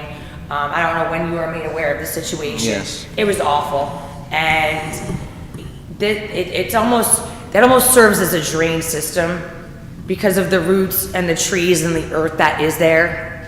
And if that wasn't there, my house would have been flooded. My brother had 2 feet of water in his backyard. I mean, that's there, it serves a purpose. I don't see how you could dig back a car length you literally would be into the pavement of the alley, and there's gotta be some sort of easement that you can't go into the alley like that. Like, it doesn't make sense to me. I would love to dig out my back and make my spaces wider as well. It's just not a reasonable situation. It's so steep right there. So let's go back to the original question I asked then. What would appease you for the use of this building, this property, we'll say, as far as you, and I'm sure there's numerous ones out here that are here against this. So I'm not necessarily against this. You So asked I mean, but my reasonable. you're not answering my question Okay, again. sorry. So what would you say would be a good use? 4 units, 6 units, 8 units? I mean, you know you're a property owner, as you said, with Yes. multi-units. So I mean, you're in there for the most bang out of the buck, like anyone else. Yes. So In my personal opinion, after walking through the building to potentially purchase, in the past, that whole third floor of that building is warped, beyond warped. The structure of that building, I don't believe is necessarily sound. But And I don't know how many units, I forget how many units, I think there was 2 on the third floor. I think he had 2 3s on the third floor, didn't he? Yeah. Yeah, there's two and two, Yeah. is what we're looking at. So, honestly. But I mean, that falls under his Sure. responsibility. Yes, If the absolutely. floors are waved and they're Yeah. buckled and everything, to make sure it's safe, and I'm sure that the city's gonna inspect this, when it comes to permits, and especially the electrical, like you said. So we're back to, I mean, I spoke to one of your neighbors, and I know they're not here tonight, they went away on a vacation, and good for them. But their idea was to tear it down and put a park there, which we know is never gonna happen. Right. Never, ever gonna happen. in this Right. city. I So prefer that. gotta look I at, prefer that not to we gotta happen. look at something that's gonna naturally benefit the owner, as well as hopefully make the neighbors happy. And so we're trying to get to the middle of the road here the best we can. And what spots did you decide weren't feasible, 1, 2, 3, and 4? Have you seen, what's inside that garage? Like, You rent it. No, it's not rented, and it hasn't been rented. have you seen what's inside the garage? Is there? Someone rents the bottom Actually, it floor. doesn't matter, it's gonna be demolished anyway. Well, I was just wondering how many, if cars would fit there, Oh. to make, to put the spots in there instead of out Yeah, if in the you, flood zone. if you took that Well, garage, is it possible to take that garage down and move the first 4 spots, if you own that property, over to that area? I'd have to check. My concern is, he has not helped maintain the driveway, especially with the large equipment trucks coming up and down. I know Mr. Jeffritas is cracked. You had him doing work. He cracked my curb. He told me he busted 3 tires. I go, why are you driving on my property? He tried to put it back. I have pictures of, why are you driving on my property? Why? Why? Why is my stuff getting damaged? Why, after I spent the time and money patching all the holes in the driveway, it's worse than it's ever been. I have a Toyota Corolla. I'm not doing that. I have a video of Erie Materials that was trying to boom, and then they ended up in the alley and videotape. Like, no, I don't understand this. I say something to your guys, and it just doesn't make sense to me. Well, I know it was one of They got stuck. They got stuck. I know about that. One of the workers for it wasn't him actually that did that, and he told me that he was willing to repair it. When? This was 8 months ago. Right. When? Why do I have to beg? Why wouldn't you? The holes in there? Then you send somebody to patch them. You care so much? Do you care? Do you drive your vehicle up there? Do you care about smashing your vehicle off of there? Because I do. Why should I fix it and then have your guys just rip it back up again? Well, we're trying to get the major issues. There's a lot of major issues. You're trying to put in parking. How about we fix the driveway first? How about we have a garbage contractor so I don't have to watch the garbage float come down the hill and go down and pick up garbage constantly? Why don't we move the mulch that's been sitting in the driveway since the previous owner?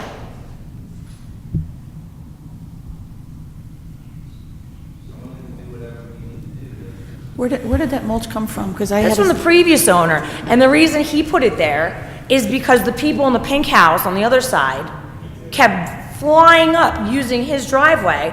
I said, why is everybody using this driveway?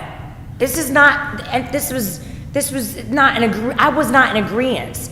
I maintain the driveway, I plow the driveway, I salt the driveway, I clean the I patch the driveway. So I don't know who gave permission to the other people who I'm now friends with, but then now there's an agreement. They park in the back, in the garage, and they come down through their garage area. And there's not an issue. So initially, he put the mulch there so that they stop pulling in there.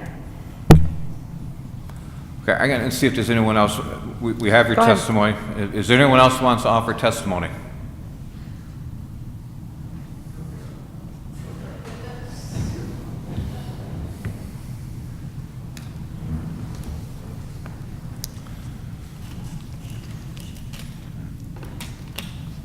Raise your right hand, please. Do you solemnly swear the testimony you're about to give is the truth, the whole truth, nothing but the truth, so help you God? Yes. Can you just state your name and address, and please spell your last name? Shelley Young, Y-O-U-N-G, and I'm at 827 Clay Avenue, right across the street from the house. You can proceed. I don't know, you covered most of everything. I think the rest of us that are here are most concerned about the parking situation. We don't understand how you're going to fit 9 spaces back there. I'm sorry, do you mind just lowering the microphone? She's I'm taller sorry. than you. Yep. Yeah, we're concerned about the parking in the back. And then there's, how many units, how many, but I don't remember that many bedrooms. I've been in every one of those rooms. I don't remember 4 bedrooms in any of them. But I want to know how many people are allowed to live in a 4-bedroom, say, one of the apartments, 4 bedrooms. 4. 4 people in each. So if everybody has a car, and that apartment is filled, where is everybody going to park? The parking plan, as you have it, right now holds 13 spots. That's if you tore the garage down. 4 of them aren't really usable based on the fact that it's part of her driveway. So you only technically have enough for about 9, which is all you need. So she's asking, what if people have more than 9 cars, where are the rest of the people going to park? Well, if they have a car. I'm gonna stop right there, because all we're concerned about is the Yeah. 9 spots. We can't control that. We can't start getting into where everyone else is gonna park. I mean, again, like your properties, if you came before us, we're only concerned about what you have to provide. Beyond that, I mean, he's not responsible beyond that, and you're no more than you would be. So I just keep using you because, I mean, you are a property owner. Do you park on the street, or do you have a driveway? We park on the street. So you have a We're- permit to park on the yeah, street? Yeah, we're all permitted parking on the other side. And Is it just both permit sides. parking on the odd side, or is it also permit? No, on both sides. Even at odd? Both sides. I mean, I was over there on Sunday afternoon, and there were plenty of places to park, but I illegally permitted parked Yeah, there. yeah. But yeah, he does, if they can agree upon a parking plan, have 9 spots, so technically that's all that he would need, and he would have it. Is this, This is my driveway going up. This is where my car is. If he on. tore down- here. This is Right my- there. Used to come back into this 4 spots. Mm-hmm. This comes into where the garage is, where 9, 10, or 11, 12, 13, 14, it's like all behind their house. That's the existing garage, where there's 1, 2, 3, 4.5 spots. so this is with the idea of the garage being demolished? No, I don't want to take down the garage. I don't. But that's what I was saying, if there's room for 4 spots, you utilize the garage but the garage only has 1 door, as I remember. Yeah, and that might be a good idea. We use 2 spots in the garage. We could potentially do that. I think we could don't fit 2 see spots how you there and fit 7 9 people. outside. No, right? That would free up some room on the side. 4. There's, yeah. There's 4. 1, 2, 3, Yeah. 4. Technically 4, yes. I see technically 4 spots back here. And then I don't know what you do with the garage. So you have 5, 6, so you have 1, 2, 2, 3, 3. 4, 5, 6.5 spots. With 6.5 spots, that includes your 1 handicap. Starting at 5. Those are hers. That's my That's her property. We have to see I'm not allowing that. Look at the property line. I'm not allowing that. What? That's where I back up. That's where I chance getting stuck. They're not allowed to block you. That's what they do. Sure. And you don't live there. I know, but You don't live there. You're not even in Scranton. What percentage are you in Scranton? David, you have to speak into that mic, please. How far? Okay. Now, I'm arguing for you. How much space is between your... We're getting off the track here, and our Okay. stenographer can't keep up with the 3 conversations going at one time, so let's just keep it to 1. Whoever's at the podium at this point here. So the neighbor's main concern, and I mean, the ones that are sitting there, correct me if I'm wrong, is basically just the parking. Is parking, and actually, are you planning on students to live there? Are you planning on, I mean, do you have an idea of? Yeah, we would like to get students to live there.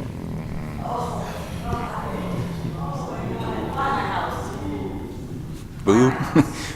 But we don't have to. I mean, if you're going to tell me no students, I mean, what?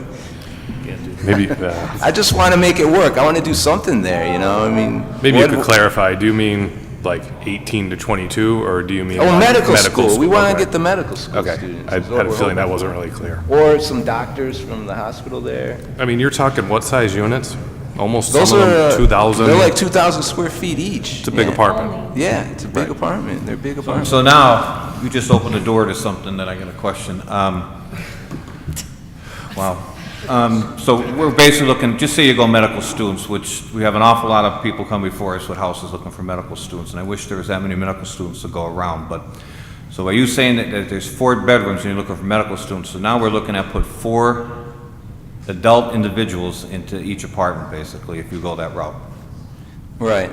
Okay, see, I was under the impression you were gonna put families in there. We can do families. I mean, I'm Well, I open. mean, the problem is, you say you couldn't, and I'm not calling you out, it's like anyone else that testifies here, is once we give a variance, whether to you or anybody else, I mean, then it's up to you what you put in there.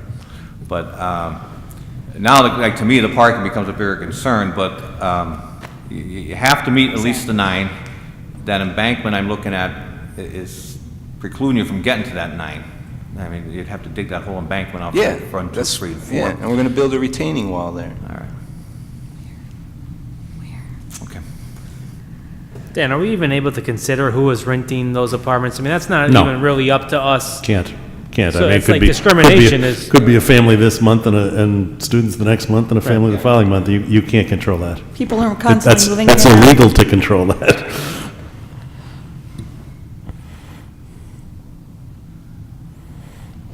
Okay, is there anyone else that wants to offer testimony? Come on up. If you two are complete your testimony, you can sit down, please.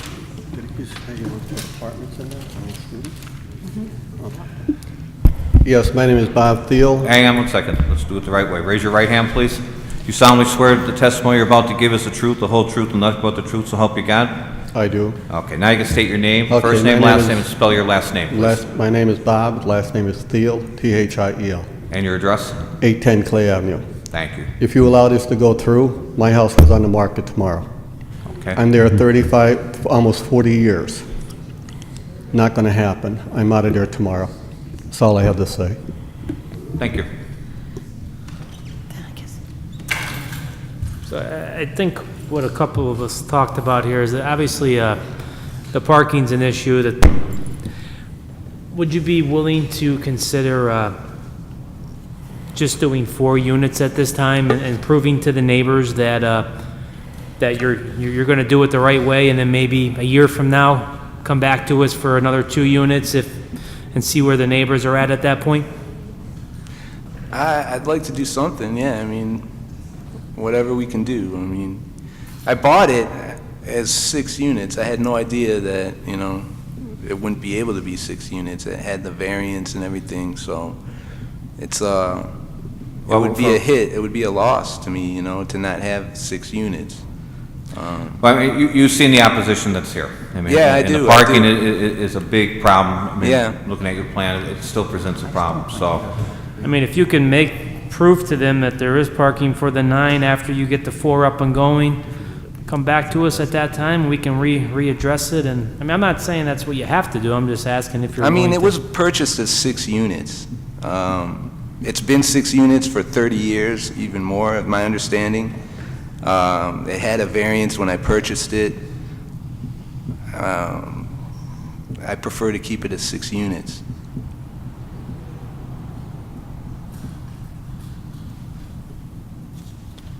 Okay, does anyone else offer testimony? Okay. I'll make a motion. Oh, sorry.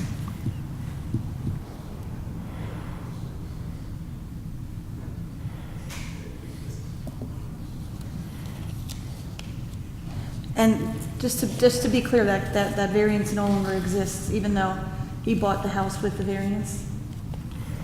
Well, again, Is that that's the gray- the, is that's the gray area? that's the first issue. Yeah, I mean, that's the first issue. Well, it's just one single vote, though, right? I mean, you could do two separate if you want, but, I mean, the one. So the is- first vote, if we do a first vote, we're going to do a vote on it as if we feel that variance still exists. Correct. Correct. And if- Has there been enough substantial construction Okay. to keep that variance And if- alive? In that 3 years? And if we approve that, there is no second vote. Correct. Okay. And then the If we second. deny it, then we go to a second Then you go vote. to a second vote, yes. Everyone clear? We're clear? Okay. Okay. Well, I'll make the motion on the, whether or not the variance exists. Second. Mr. Walsh? No. Mr. Marks? Yes. Ms. Newcomb? No. Ms. Patel? No. Chairman Gattens? No. By a vote of 4 to 1, the board has decided that variance is no longer in existence. So now we have to go to see whether the application for the new variance is approved or not. Make a motion? And you want us to, you definitely want us to vote on 6 units, correct? I mean, if you're gonna say 4, are you saying Not forever, you can come back. it's gonna be written in there that we can come back in a year? We'll make the, we'll make, It doesn't have to be written It in doesn't there. have to be written, you can always come back. Yeah.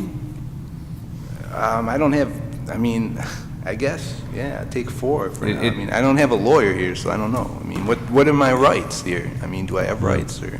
You, Sure you have rights. You always have rights. you, I mean, you can ask to continue to next month to Yeah. No. talk to a lawyer. But I'm paying these taxes here, the building, you know, I'm trying to help. So. Do you want to do it, we can do a continuance and you can consult the lawyer. Or you can run the risk of you saying 6 and getting it denied and then having to come back again and then. Okay, doing it so. for- Or you can appeal the decision. Okay, so we'll do 4, I'll take 4 then, for now. All right, so now, So we need to have a motion We have to- amend the request to 4 units. he's amending the request to 4 units. So I'll make the motion, we amend, this is just to amend the request, this isn't for the actual variance itself. This is just to allow him to amend from 6 units to So- 4 units. I made the So motion. hang on, to be clear, so so everyone in the audience, so if it's approved for 4 units, then he's required to have 6 spots, which on paper he has. So what we're telling him is, in all fairness to him as well, that if he goes in there, he does the work, and he lives up to it, and hopefully develops a better relationship with the neighbor looking at your house to your left there with the driveway issues and everything, and, I mean, and then you come back with maybe a different parking plan that will allow the other 3 cars, or 3 spots, and then you can always come back to us with that second plan then. If it's approved. If it's approved, I mean, if we go that route there, I'm saying, so I just want to make sure everyone has clarity on the number of spots that you need for the 4s. So, okay. So my motion is to amend the variance. Second it. Mr. Walsh? Yes. Mr. Marks? Yes. Ms. Newcomb? Yes. Ms. Patel? Yes. Chairman Gattens? Yes, by a vote of 5-0, the request to change the variance request to 4 units has been approved. So now we can do one more vote. I'll make a motion on the 4 units. Second. Mr. Walsh? I just hope you're going to be very courteous to your neighbors and make things right with them, okay? I'm going to vote yes. Mr. Marks? Yes. Ms. Newcomb? I was just going to say the same thing. I suggest you get together with your neighbor and probably some of the other neighbors as well, so I'll vote yes for the 4. Ms. Patel? Yes. And Chairman Gattens? the same thing with me, and it's a two-way street. The neighbor's got to also work with this gentleman here. He is coming into our neighborhood, and hopefully he's making a good investment, which is going to help that neighborhood out as well. So Right, I'm going to vote yes, and hopefully we'll see you back soon and working out that other 2. okay. Thank you. So Thank you. by a vote of 5-0, the request for 4 units has been approved. Thank you. Thank you. Thank you, everyone as well for coming out.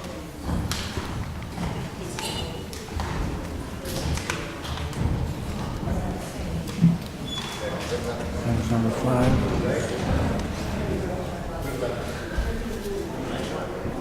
Agenda item number 6, PSN Realty Incorporated, 1620-22 Pine Street.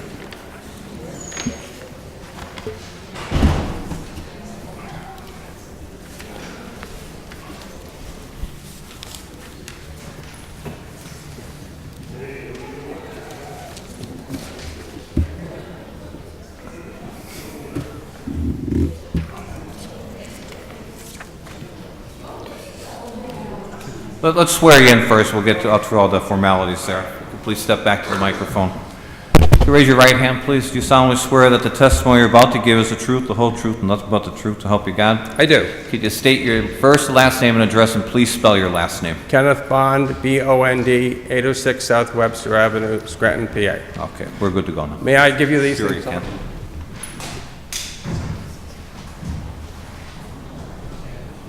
Why didn't they give me that at the... No, I'll tell you what, get these people to give me shit with these applications instead of going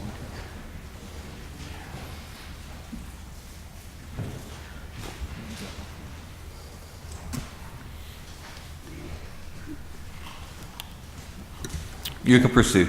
Thank you, Gattens. I'm the owner of PSN Realty, Inc., which is the owner of 1622 Pine Street. We're here tonight by way of a fire which occurred in the building 15 months ago to the rear of the building, and that resulted in its being condemned, and then the city proceeded to wish to have the building demolished. And we appealed the demolition order and are currently in common pleas on a stipulated settlement at this time.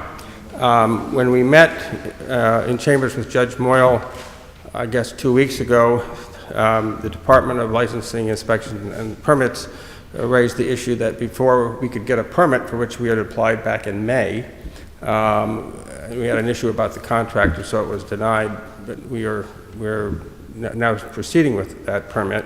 One of the conditions is that we go to this board to get a variance on the continued use of the building as a 3-unit building because it had been vacant for more than 6 months. I'm going to interrupt you just for a second, just something that said, so you went before the Housing Appeals Board?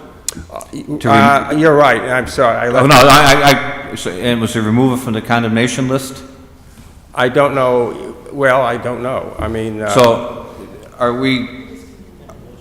a demolition list, so has it been removed from the demolition list, officially removed? I don't think so officially. I think No, it's not been removed. I believe it's a timetable for him to complete the work. So we're okay to hear this, is what I'm getting at? Yes. Okay. Because he can't go further until he gets permission from us. I wasn't sure what their ruling was. This is his first step, basically. Okay, Yeah, good. I mean, Continue. this just came up in the last negotiation with the city, that we would, before we get the permit now, part of that process is to deal with the zoning board, because we need to get a variance because the building was vacant for more than 6 months on account of the fire and all the proceedings that happened after that. So what I've given you is some pictures and some floor plans, and do they have the parking plan that I submitted to you? Yes. Yes. Okay, all right. So what we're asking for is that you allow us to continue, if as and when we get it put back together again, to use as a 3-unit building. My company bought this building in 2006 and spent about 2 years renovating the inside. The apartments were then rented. There were 3 apartments. They were usually fully occupied. And the thing you'll see from the pictures, from the floor plan, is that when the building was first built, in I think about 1928, it was originally built as a 3-unit apartment building. What's interesting about the building is that it looks like a single-family home. Its footprint is about the same size as a typical home that's on that block, and it's actually quite an attractive townhouse, and with some good reason, the neighbors have been unhappy that we haven't gotten around to siding the building, and which was a project we actually had scheduled for next summer. We just did all the inside first, and then, of course, unfortunately, we had that small fire in the back. So what I'd like to do is walk you through what I've handed out to you, and explain to you how it works and how we'd like you to approve for us to continue to have it work as a 3-unit building. The first picture you'll see is the picture of the building itself from the front. You'll see it looks like a house. It's very pretty yellow with green trim, has a nice yard in the front and the side, and a lot of space in the back, which, as we've pointed out, can be used for parking. The house is sort of long and narrow, and it looks like a house, a townhouse from the front. The second picture, and that picture, by the way, was taken sometime after we bought the house. The second picture is the same view of the house. You'll see there are new windows that were installed, and if you look up at the top on the 3rd floor, you'll see the windows are busted because that's where they had to open them up for when the fire department came and put the fire out. Then you should see the floor plan for the first floor, which I have out of order here. What's that? Right. So if you look at the lower right-hand corner of the floor plan, you'll see it says entry, and then down the page it says stairs to 2nd floor. So there are actually 2 doors in the front porch area. The first entry goes into the 1st floor, and the second entry goes into a stairway that leads to the 2nd and 3rd floor. So when you go into the 1st floor, you're into a big living room. You then leads to a big dining room, and then there's a little hall, which is typical of 2 and 3 bedroom apartments, which has the bathroom at the end and a bedroom on either side.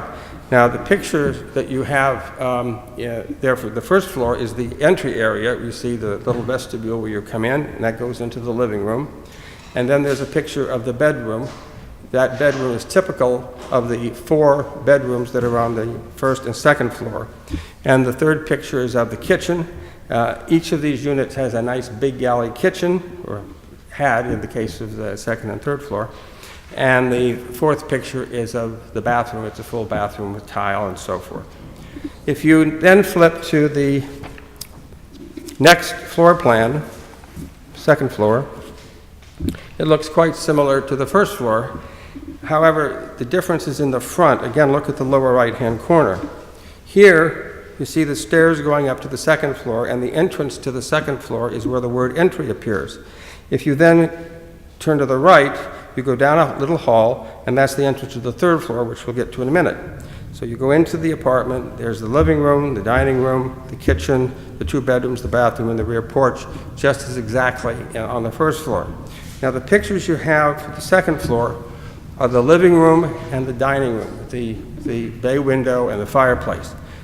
Both the 1st and the 2nd floor apartments have that identical living room and dining room setup. And the bedrooms are all similar. Here is a picture of the kitchen for the 2nd floor and a picture of the bathroom for the 2nd floor. The 3rd floor is configured differently because it's on the 3rd floor where the roof lines are coming down. So it's not as large, but it is also a 2-bedroom apartment. And you'll notice here, the first picture is the stairway that goes up to it, what we call an entry area. It's sort of an open space that was used as the dining foyer. And then at sort of an angle is an entranceway into the living room, which is approximately over where the living room and dining room would be in the 1st and 2nd floor. The bedroom is off the entryway, and it leads to, and that's the next picture, there you'll see 2 doors. One is into the bathroom, and one is into the closet. Now, because the bathroom is off the bedroom, this unit has always only been rented to a related couple or to a single person. And we had a single woman up there for 8 years who was perfectly happy living there until she had to go into assisted living. The next picture is of the kitchen of the 3rd floor. You'll see it looks just like the kitchens on the 1st and 2nd floor. It's a nice big galley kitchen. And if you look closely at the right edge of that picture, you'll see a door frame. And that leads into the 2nd bedroom. It's just off the kitchen, and there's a window in there, and actually the panel, each one of these apartments has its own panel box. And then there's the rear porch. So the point is that from those pictures, you can see that it was originally designed and built as a 3-unit building. It was, when we bought it and remodeled it, we left it exactly the way it is. We just cleaned it up, put in new wiring, checked all the water lines, the gas lines. There's a furnace in the basement. It's about 3 years old, 40-gallon water heater.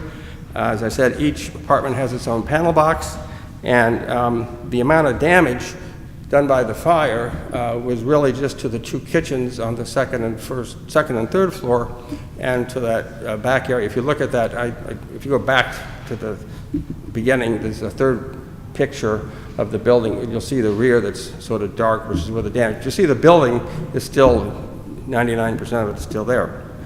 So what we offered to the city, and what we're still offering, and what our initial permit was, and really in response to objections that the neighbors have had, which we appreciate because we are now members of the Hill Neighborhood Association, is to get the damage repaired to the back stairs and get the roof get the roof repaired, and then to side the building so it looks attractive from the outside.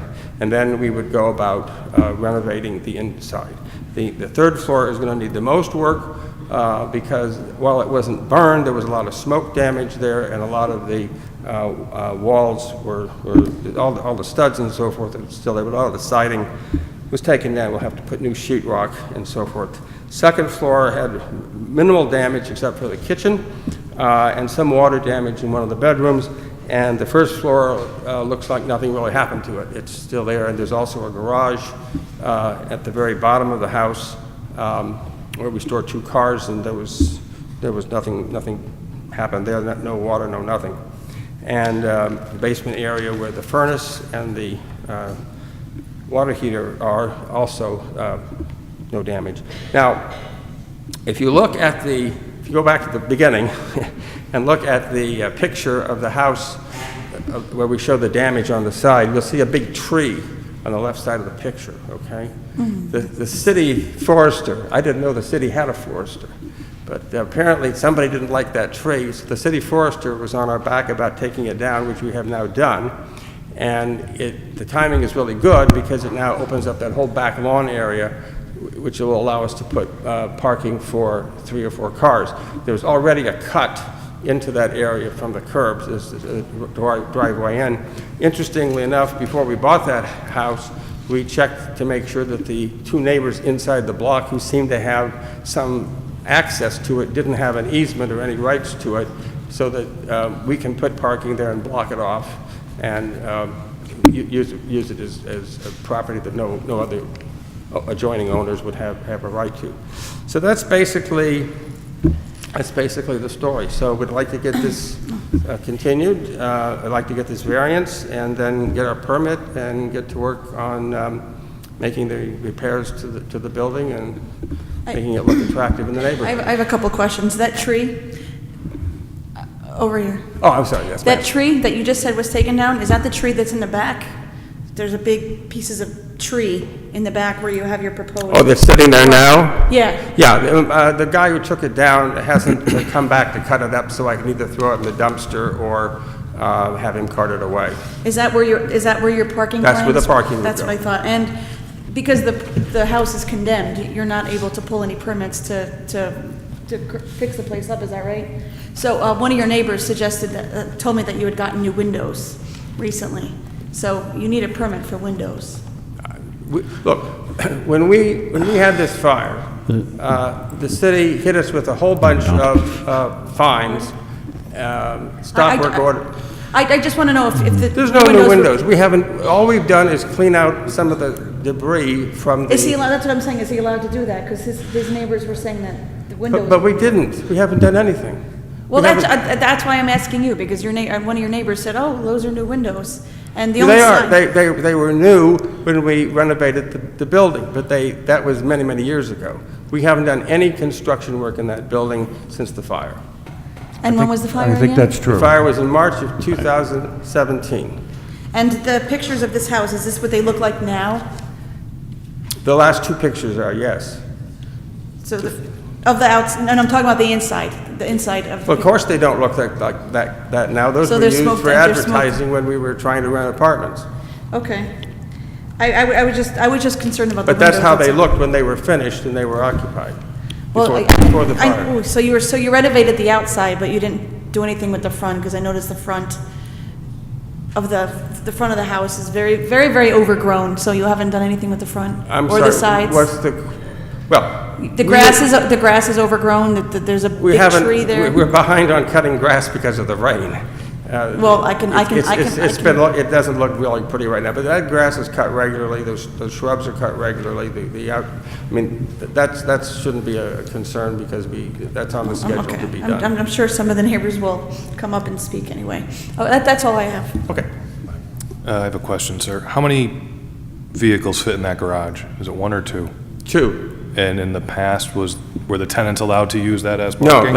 those are my cars in the garage. In the future, will they be allowed to? I wasn't planning on it. Okay. We were going to, I mean, if that's something that you would require, we can certainly do that, but I have my own cars in that garage, and the parking that we had in mind would be where that tree was. There's plenty of room to back out and move back and forth. Because the drawing we have has 3 spots, and for 3 units, we would need minimum of 4 There's and a half. There's enough room really for 5. 4 spots. We could, if it was absolutely necessary to use the garage for parking, that would be, we wouldn't object to that. But I would point out that over the 10 years or so that the apartments were rented, and we usually had full occupancy in that building. I never had a complaint from any tenant that they couldn't find a place to park. And every time I've been there, there's usually been, ample street parking on Wheeler Avenue or on Pine Street, so. Okay, but for your request, according to our ordinance, you need to provide 5 spots. So, I mean, Well, passes. we'll either provide 5 spots in that area in the back, which is I mean, when Mr. Sweeney asked me to put together a parking plan, I, not knowing, made 3 spots rather than... We understand, but we just want you... But I think there's plenty of room. We just need you to be aware of what's required with your request. We can do that. Okay, thank you.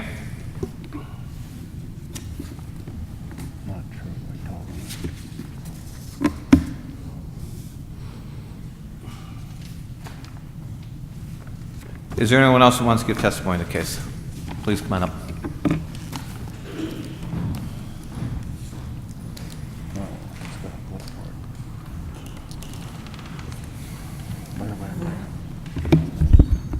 Raise your right hand, please. Do you solemnly swear that the testimony you're about to give is the truth, the whole truth, and nothing but the truth? Help you God? I do. Could you please state your first and last name and your address, and please spell your last name?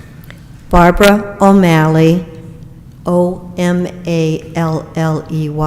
638 Wheeler Avenue, Scranton, PA. Okay. You can proceed. Thank you. I have a long history with this property, and I know it's been a long night, but I do think you need to be aware to refute some of the things that Mr. Bond just said in terms of maintenance of the property. In 2015, I sent an email to Ozzie Quinn from the Hill Neighborhood Association looking for guidance on the property. I had spoken to a neighbor who is also present tonight and who was very concerned about the structural soundness of the rear boarded up porches. I spoke to a tenant who told me that the electricity frequently went off, the smoke alarms didn't work, there were problems with the heat and the water, and the rear staircases for fire exit were locked. Okay, so that was in 2015. In March of 2016, on March 5th, there was a fire at that structure. Excuse me, on March 7th, on Sunday, March 5th. As reported in the Scranton Times, the furnace of the building had stopped working on Friday, and the residents were supplied with space heaters. At that time, that was the lowest temperature in the winter. We were, as neighbors, we were outraged that Mr. Bond put the people in the building at risk, and he also put all of our, as neighbors, for our properties to be damaged. Okay, as a resident of this neighborhood, again, according to the Scranton Times, report from licensing, inspections, and permits. This can be looked up in the Scranton Times archives. On Friday night, the city received a complaint of sewage leaking from the 3rd floor to the 2nd floor of the building. Okay, so that's in addition to the anecdotal records that I said about electrical, plumbing, and structure. Okay, I personally have reported garbage strewn about the property, animals rummaging through it. In addition to that, there was scaffolding in the back of the building for over a year. Mr. Bond's concern about the access to for neighbors was non-existent for over a year. In addition to that, there were dumpsters there, so the neighbors were not able to access their property.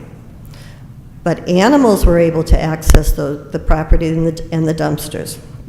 Okay, so then let's take it to the present. So the last correspondence I had with Mr. Hinton was in regards to a hearing in front of Judge Moyle on December 14th, 2017. This is the response from Mr. Hinton. A hearing was yesterday. Judge Moyle made the following ruling. The demolition order is in, and I'm going to need your help with this, Attorney Penator, abeyance, being held in... Abeyance, thank you.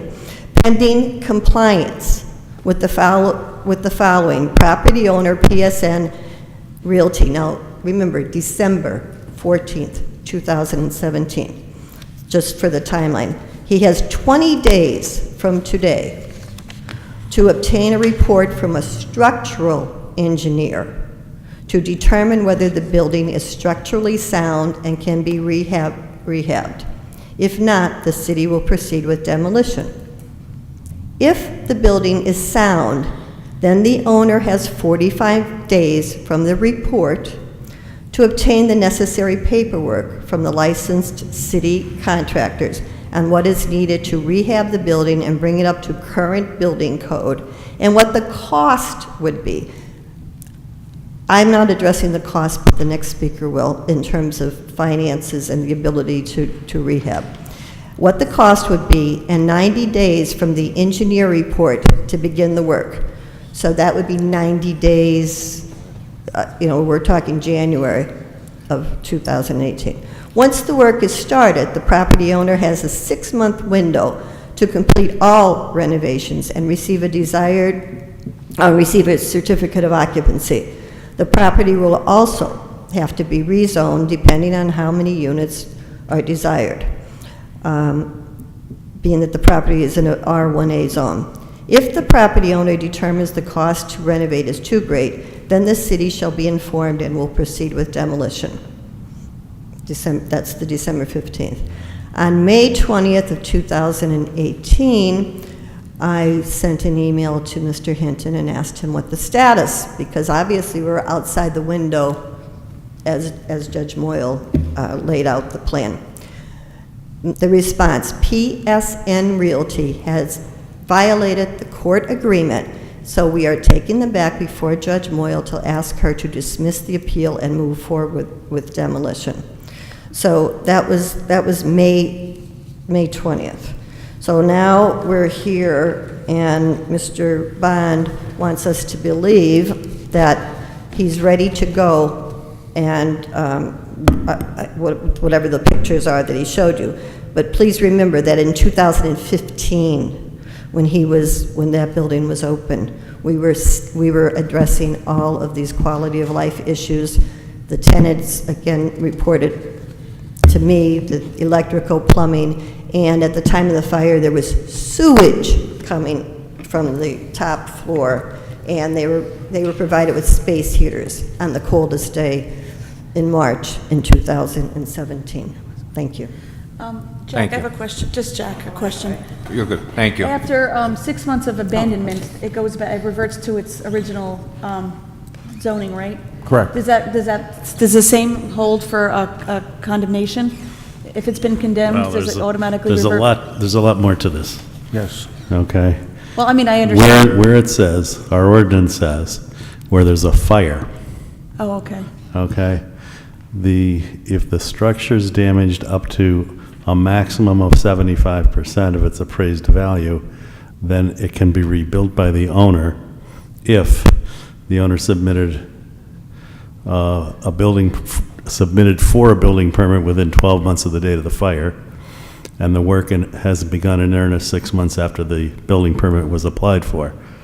And they can't increase the nonconformity. In other words, they can't make it more than the 3 units it was. Right, so, but I that mean, we're didn't- really in a very gray area.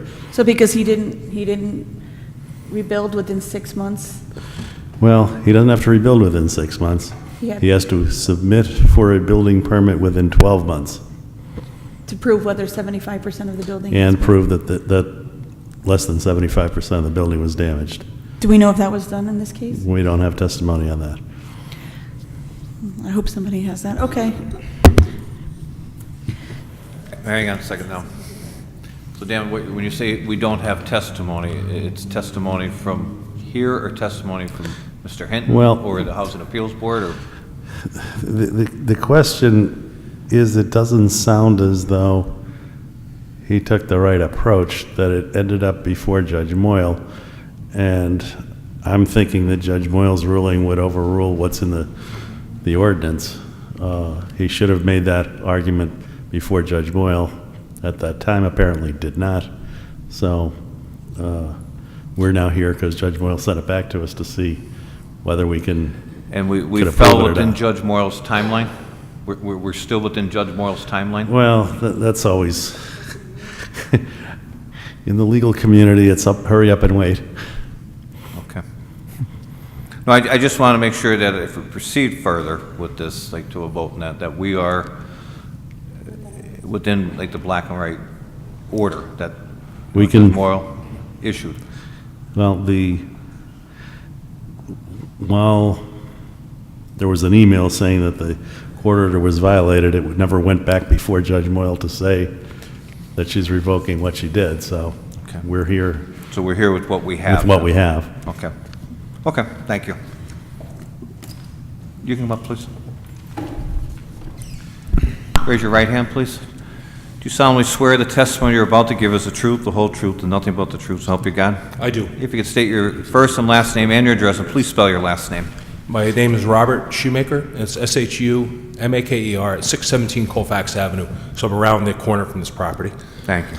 And, sir, nice to meet you. I know you own a lot of properties in and around the hill section. How many do you own?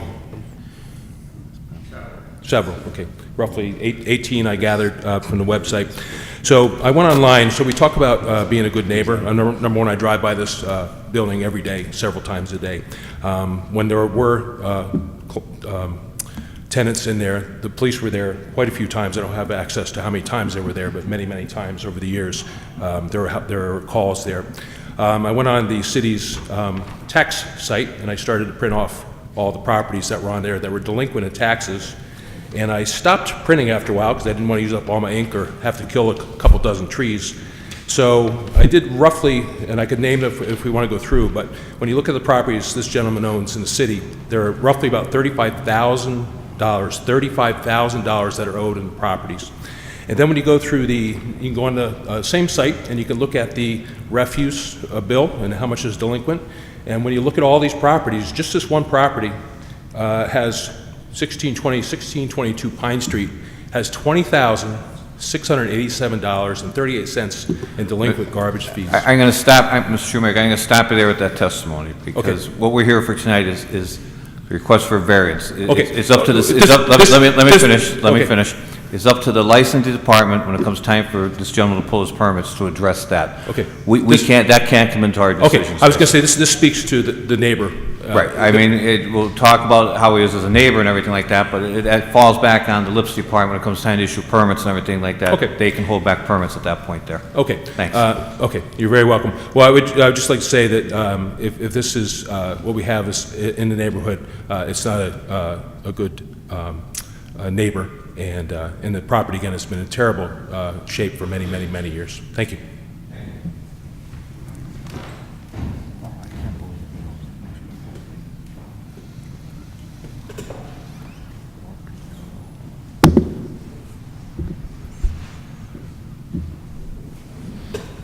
Raise your right hand, please. You solemnly swear the testimony you're about to give is the truth, the whole truth, and nothing but the truth, so help you God? I do. Can you state your first and last name and your address, and please spell your last name? Peter Noto, N-O-T-O, 1707 Pine Street, Scranton, Pennsylvania. For the last 44 years, I've lived catty corner to this property, which is probably about 125 feet within sight always of my home. There isn't anything you can tell me about this property that I don't know. So if you want to know anything about it, I could probably update you on any aspect. When I first moved there, to my knowledge, that was a two-family home.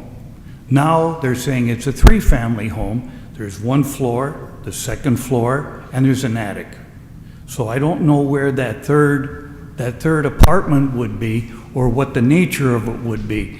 But that's been a rental for probably since 1928. My home was built in 27, and I moved into that home in 74. And I've seen what we used to call on the Planning Commission an R1A pristine neighborhood, because of that property, turned into mass chaos. I've seen last year, a year ago tonight, these neighbors came before you and told you horror stories about what was happening with transient rental people moving in and out, cars, ambulances, police calls. You heard that story a year ago tonight. I look at that property now, the entire back is off it, the windows are out. To me, it's a public safety hazard. If I was going to view a property in the last 20 years, and I did on the Planning Commission, went and looked at them before we made rulings and created appeals for them, whatever, I would look at that property and I'd say that's a public safety hazard. And if you wanted to do something for Scranton, if you wanted to do something for that neighborhood, you'd rip it down. Plain and simple. Because we don't have any architectural plans on how to rehabilitate that property. We don't know what the owner is going to do with the property and the timetable. And I think the longer you allow that property to stand, more jeopardy is going to be placed upon children and the neighborhood. And not to see that property be rehabilitated and run in the same manner, managed in the same manner where you had chaos in the neighborhood. They came, and I wasn't one to speak, but I listened a year ago tonight, and I heard horror stories about that property. So why should we trust someone to do what should have been done years ago to do it now or in the future? I thank you very much for your time. Thank you, Mr. Null. I have a question for you. This is something I noticed before when I was walking down the yard. There's only two gas meters. So how does that work with a 3-unit? I don't know how that works. I'm not a landlord. I noticed that there was only 2 gas meters, and you said it was a 3-unit. You can speak from there. It's fine. There's a microphone in front of you. One apartment has... Just make sure it's in front of you, though. One apartment has, I don't know, yeah. One apartment has a gas stove, and then one meter is for the furnace in the building. So the furnace is shared throughout the whole... Yeah, we don't separate the utilities except for electricity. So, okay, so I got you. One hot water heater, one furnace, so the other meter is for a gas stove. So the gas is split underneath the house. Okay, I see what you mean. Okay, I just was curious. And back to you two men over there. One of the other ladies testified that he needs to have it inspected to see if it is structurally sound. But we did that. No, I'm talking to them. It is structurally sound? I haven't seen the report. We don't have the reports. So, right, so you're saying it, but we don't know if it's true, so. You don't have the Gerhardt report? I don't know, I didn't see anything. It was done back in... Maybe Director Hinton does, but Director Hinton has it, I don't have my file with me because I didn't realize this, but, Gerhardt Engineering came and did a full inspection, found the building to be structurally sound, and found that the amount of the cost for repairing the damage, the interior damage, was about $15,000. and that was done at the request of the city. The city's been invited to come in and do an inspection, and they haven't done so yet. But we don't have any way of knowing, because we don't have the But documentation in again, front that's of us. not our purview. Our purview is whether he can Right, I have know, three but I'm families in saying there. if it wasn't structurally sound, and he said it was. But there's no point in again, voting. that's not our purview. I understand that. That's for the inspectors to decide whether it's structurally sound or So we not. can go and vote on this, and then they said, oh, well, it wasn't structurally sound. That's right, then he can't build, right. And we will But avoid. this is step one, I, to go to the next, he can't go to the next step until he has step one. And in order to get this thing out of condemnation, I mean, he has to bring this building up to today's code. That's right. Absolutely. So, I mean, I know the Inspections of neighbors the- are concerned about safety issues, but the city would never let that go back out without being up to today's code. Well, it was up to code as far as we knew at the time of the fire, and obviously we'll have to, and we'll be happy to restore it to code when it's rebuilt. It will be inspected by NAIC. Yeah, there won't be any certificate of occupancy issued until Right. all That's those standard. inspections are done. That goes for any Correct. property, though. Is anyone else here to give testimony?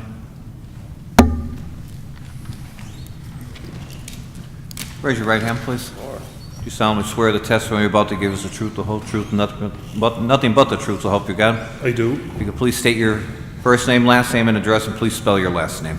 Declan Mulhall, Mulhall, and the address is 1700 Pine Street, Scranton, PA. Thank you. You can proceed. So, I live across the road, across Wheeler from Mr. Bond's property, and I think there's two reasons why, two basic reasons, apart from all the testimony and stories about what a bad property it was to live near. There's two fairly clear reasons why I don't think this variance should be allowed to go through. One of them is because of things that were said a year ago when we were having, there was a bunch of neighbours and Mr. Bond was here a year ago trying to not have the city demolish the house. And he was insisting, he said a number of times that the reason he didn't do anything with the house, repair it or start repairing it or any of this kind of stuff, was because he didn't have any money. He had cash flow issues. He said this on a number of occasions on that evening. And I spoke that a year ago saying, look, if the guy can't afford to even put siding on a house, I mean, how is any of this going to happen? It's pie in the sky. So he bought the house in 2006 and didn't have enough money to put a bit of siding on the side of it. I mean, this has been an underserved house from a property management point of view for years. There's been no evidence whatsoever that it's realistic to expect Mr. Bond to fix it. That would be the main point. It's prolonging the agony. If he gets a variance and this just keeps going on, the house is going to be sitting there for another 2 years, and it's just a game. The whole thing's a game. He's not going to do it. It's been a very bad property to be next door to because there's been. Well, I don't have to rehash all the stories. There's been problematic tenants, which is a property management issue, and it's been a nuisance for all the reasons Miss O'Malley said. So I don't really see where the money's going to come from. All the reasons that nothing has been done have been put on. Well, the city said this and the city done that, but no one was stopping Mr. Bond from keeping the place nice, having it not look like an eyesore. And to say that if from our previous history of looking at Mr. Bond managing the house, I don't think it's right that he should have 3 apartments put into it again. He can't say, and I know it's what Mr. Schumacher said is not relevant to what you're trying to decide tonight, but it seems a bit of a stretch to think that Mr. Bond will be a responsible landlord for 3 units in that property that he's had that looks like crap since 2006, when he's got 18 other properties that are in various states of distress. Thank you very much.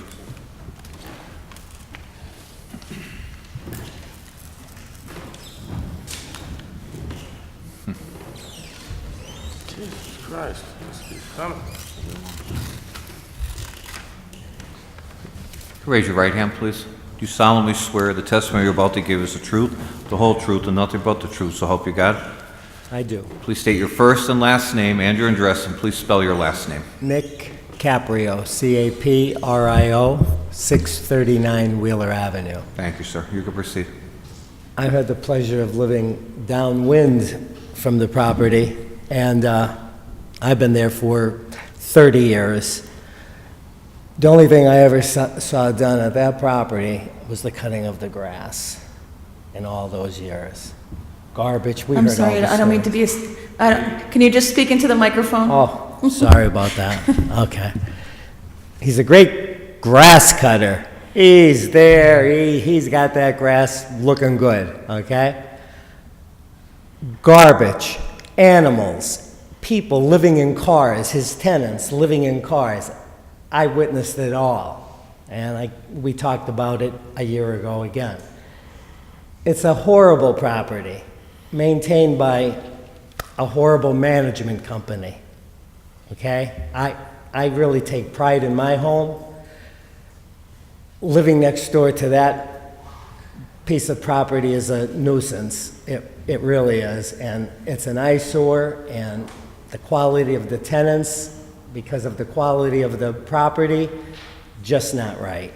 It's a bad place, and it should be checked out.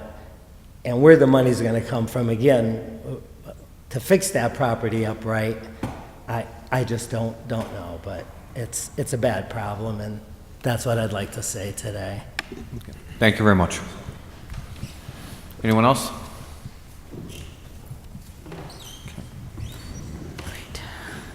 I'll make a motion. Wait, Oh. I think we have to give Mr. Bond the opportunity to respond to all the complaints.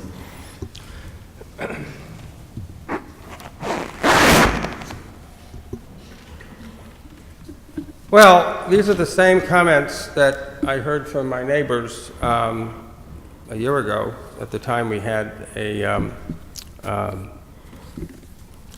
demolition housing review board, and it's kind of disappointing to listen to it again tonight because, as I said, we participate in the Hill Neighborhood Association and try to get the input from the neighbors.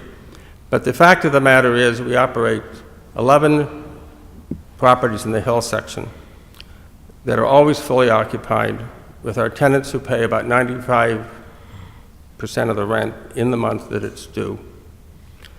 We pay our taxes. They are behind a little bit, but you will not see us on any list of properties to be sold at a tax sale.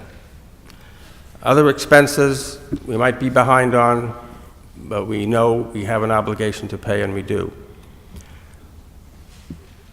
We have an interest in, from the beginning, which goes back 15 years, to make Scranton a really great city. And we think we're actually contributing to that. We have spent millions of dollars buying and improving properties, paying taxes, paying expenses. This one property, unfortunately, has, through our own fault, I suppose, becomes an eyesore to the neighbors because we haven't got around to citing it. We have money to cite it. We have investors. We have cash flow that works fine. Our business is fine. So that if we're permitted to restore the building, we'll be able to do it in a timely fashion.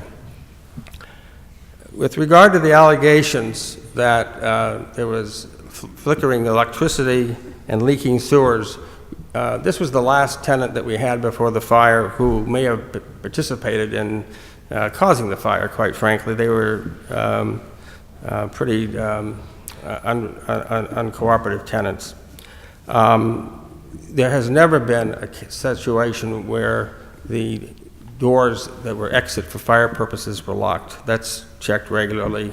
There was never any situation like that at the time of the fire. There was no one in the building. There was no injury to anybody. The issue about sewer leaking, it was water. It was water from a toilet ring that had gotten loose, and it was repaired. The dumpsters that they're complaining about were put back there in order to remove debris from the building after the fire. Otherwise, there's never been a dumpster back there. We spent a lot of money taking a tree down So we have room for parking, and at the request of the city, we never got a citation from Mr. Hinton's office. It was just the forester who was after us, and I assume it was one of the neighbors who wanted the tree taken down. I'm going to interrupt your testimony there. I'm going to interrupt your testimony there when it comes to the forester. In his defense, believe me, no neighbor here persuaded him, and I could defend him. His love of trees, he wouldn't take that tree down or have you take that tree down unless that tree needed to be taken down. So I'm going to interrupt your testimony. We don't disagree with him. After we looked at it, we found it was pretty diseased. I'm looking at your picture as well, and I'm just speaking to his defense because he's not here to defend himself for your statement. But if you look at that picture, if I'm looking at the picture of that tree and you're thinking, it's half dead. You have green leaves on one side and the other side's dead. So in his defense, I'm just saying. I'm not criticizing him. He was Very good. Thank you. He was doing his job, and now the tree is down.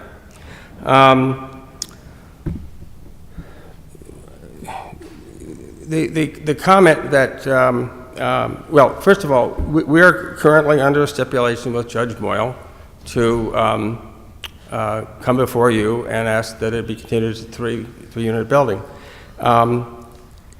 It doesn't work as a single-family house. It doesn't work as a two-unit building if we were to try to combine probably the second and the third floor. That would be, it would not turn out to be a rental unit that would make any sense. It would be 4 or 5 bedrooms and 2 baths. We don't want to put lots of people in there. We have a huge demand from young single men and women, professionals who are looking for small, nice 1 and 2 bedroom apartments, and that's what that third floor apartment was and would be again. And the second and first floor apartments, as I described to you, are good for families with 1 or 2 children. We try to cater to families as part of our rental pool. With regard to the comments about police being at the building, all I can tell you is that over the period of time, we've probably gotten better at selecting tenants and monitoring them. We did have one family on the first floor for a number of years that their children were somewhat of a problem. But at the time we had the fire, we had a nice family on the first floor, 3 young people on the second floor, and we had just rented the third floor to a young couple. And so those issues that were raised were really sort of in the past, going back several years. So really, what this boils down to, in my view, is this: if you want to have properties renovated to create housing for what is a demand by people, particularly young professional and business people, coming to the city, because Scranton has become what we call a meds and ed city now. Most of the tenants we have are in the education field or in some sort of related medical field, and they want to live in the hill section. We have the kind of properties that they want to live in. This property, which I appreciate doesn't look pretty now, is an excellent candidate for providing that kind of housing. If you tear it down, I'll have a lot I can put some trees on and pay a lot less taxes on. I just think it's a bad decision for the city. I'm sorry that the neighbors feel that we're slumlords, but we're not.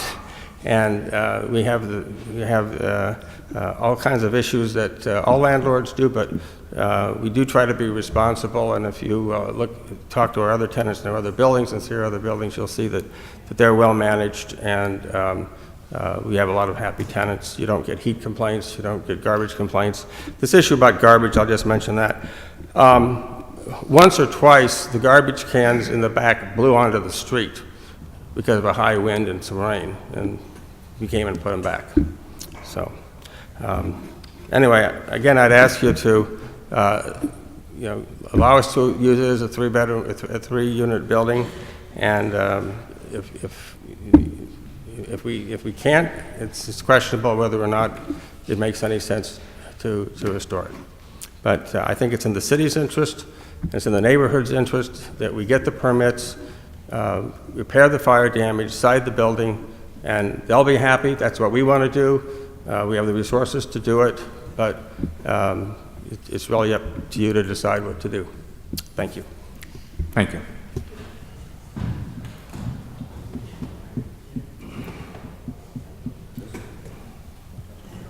She already offered. Come on back up.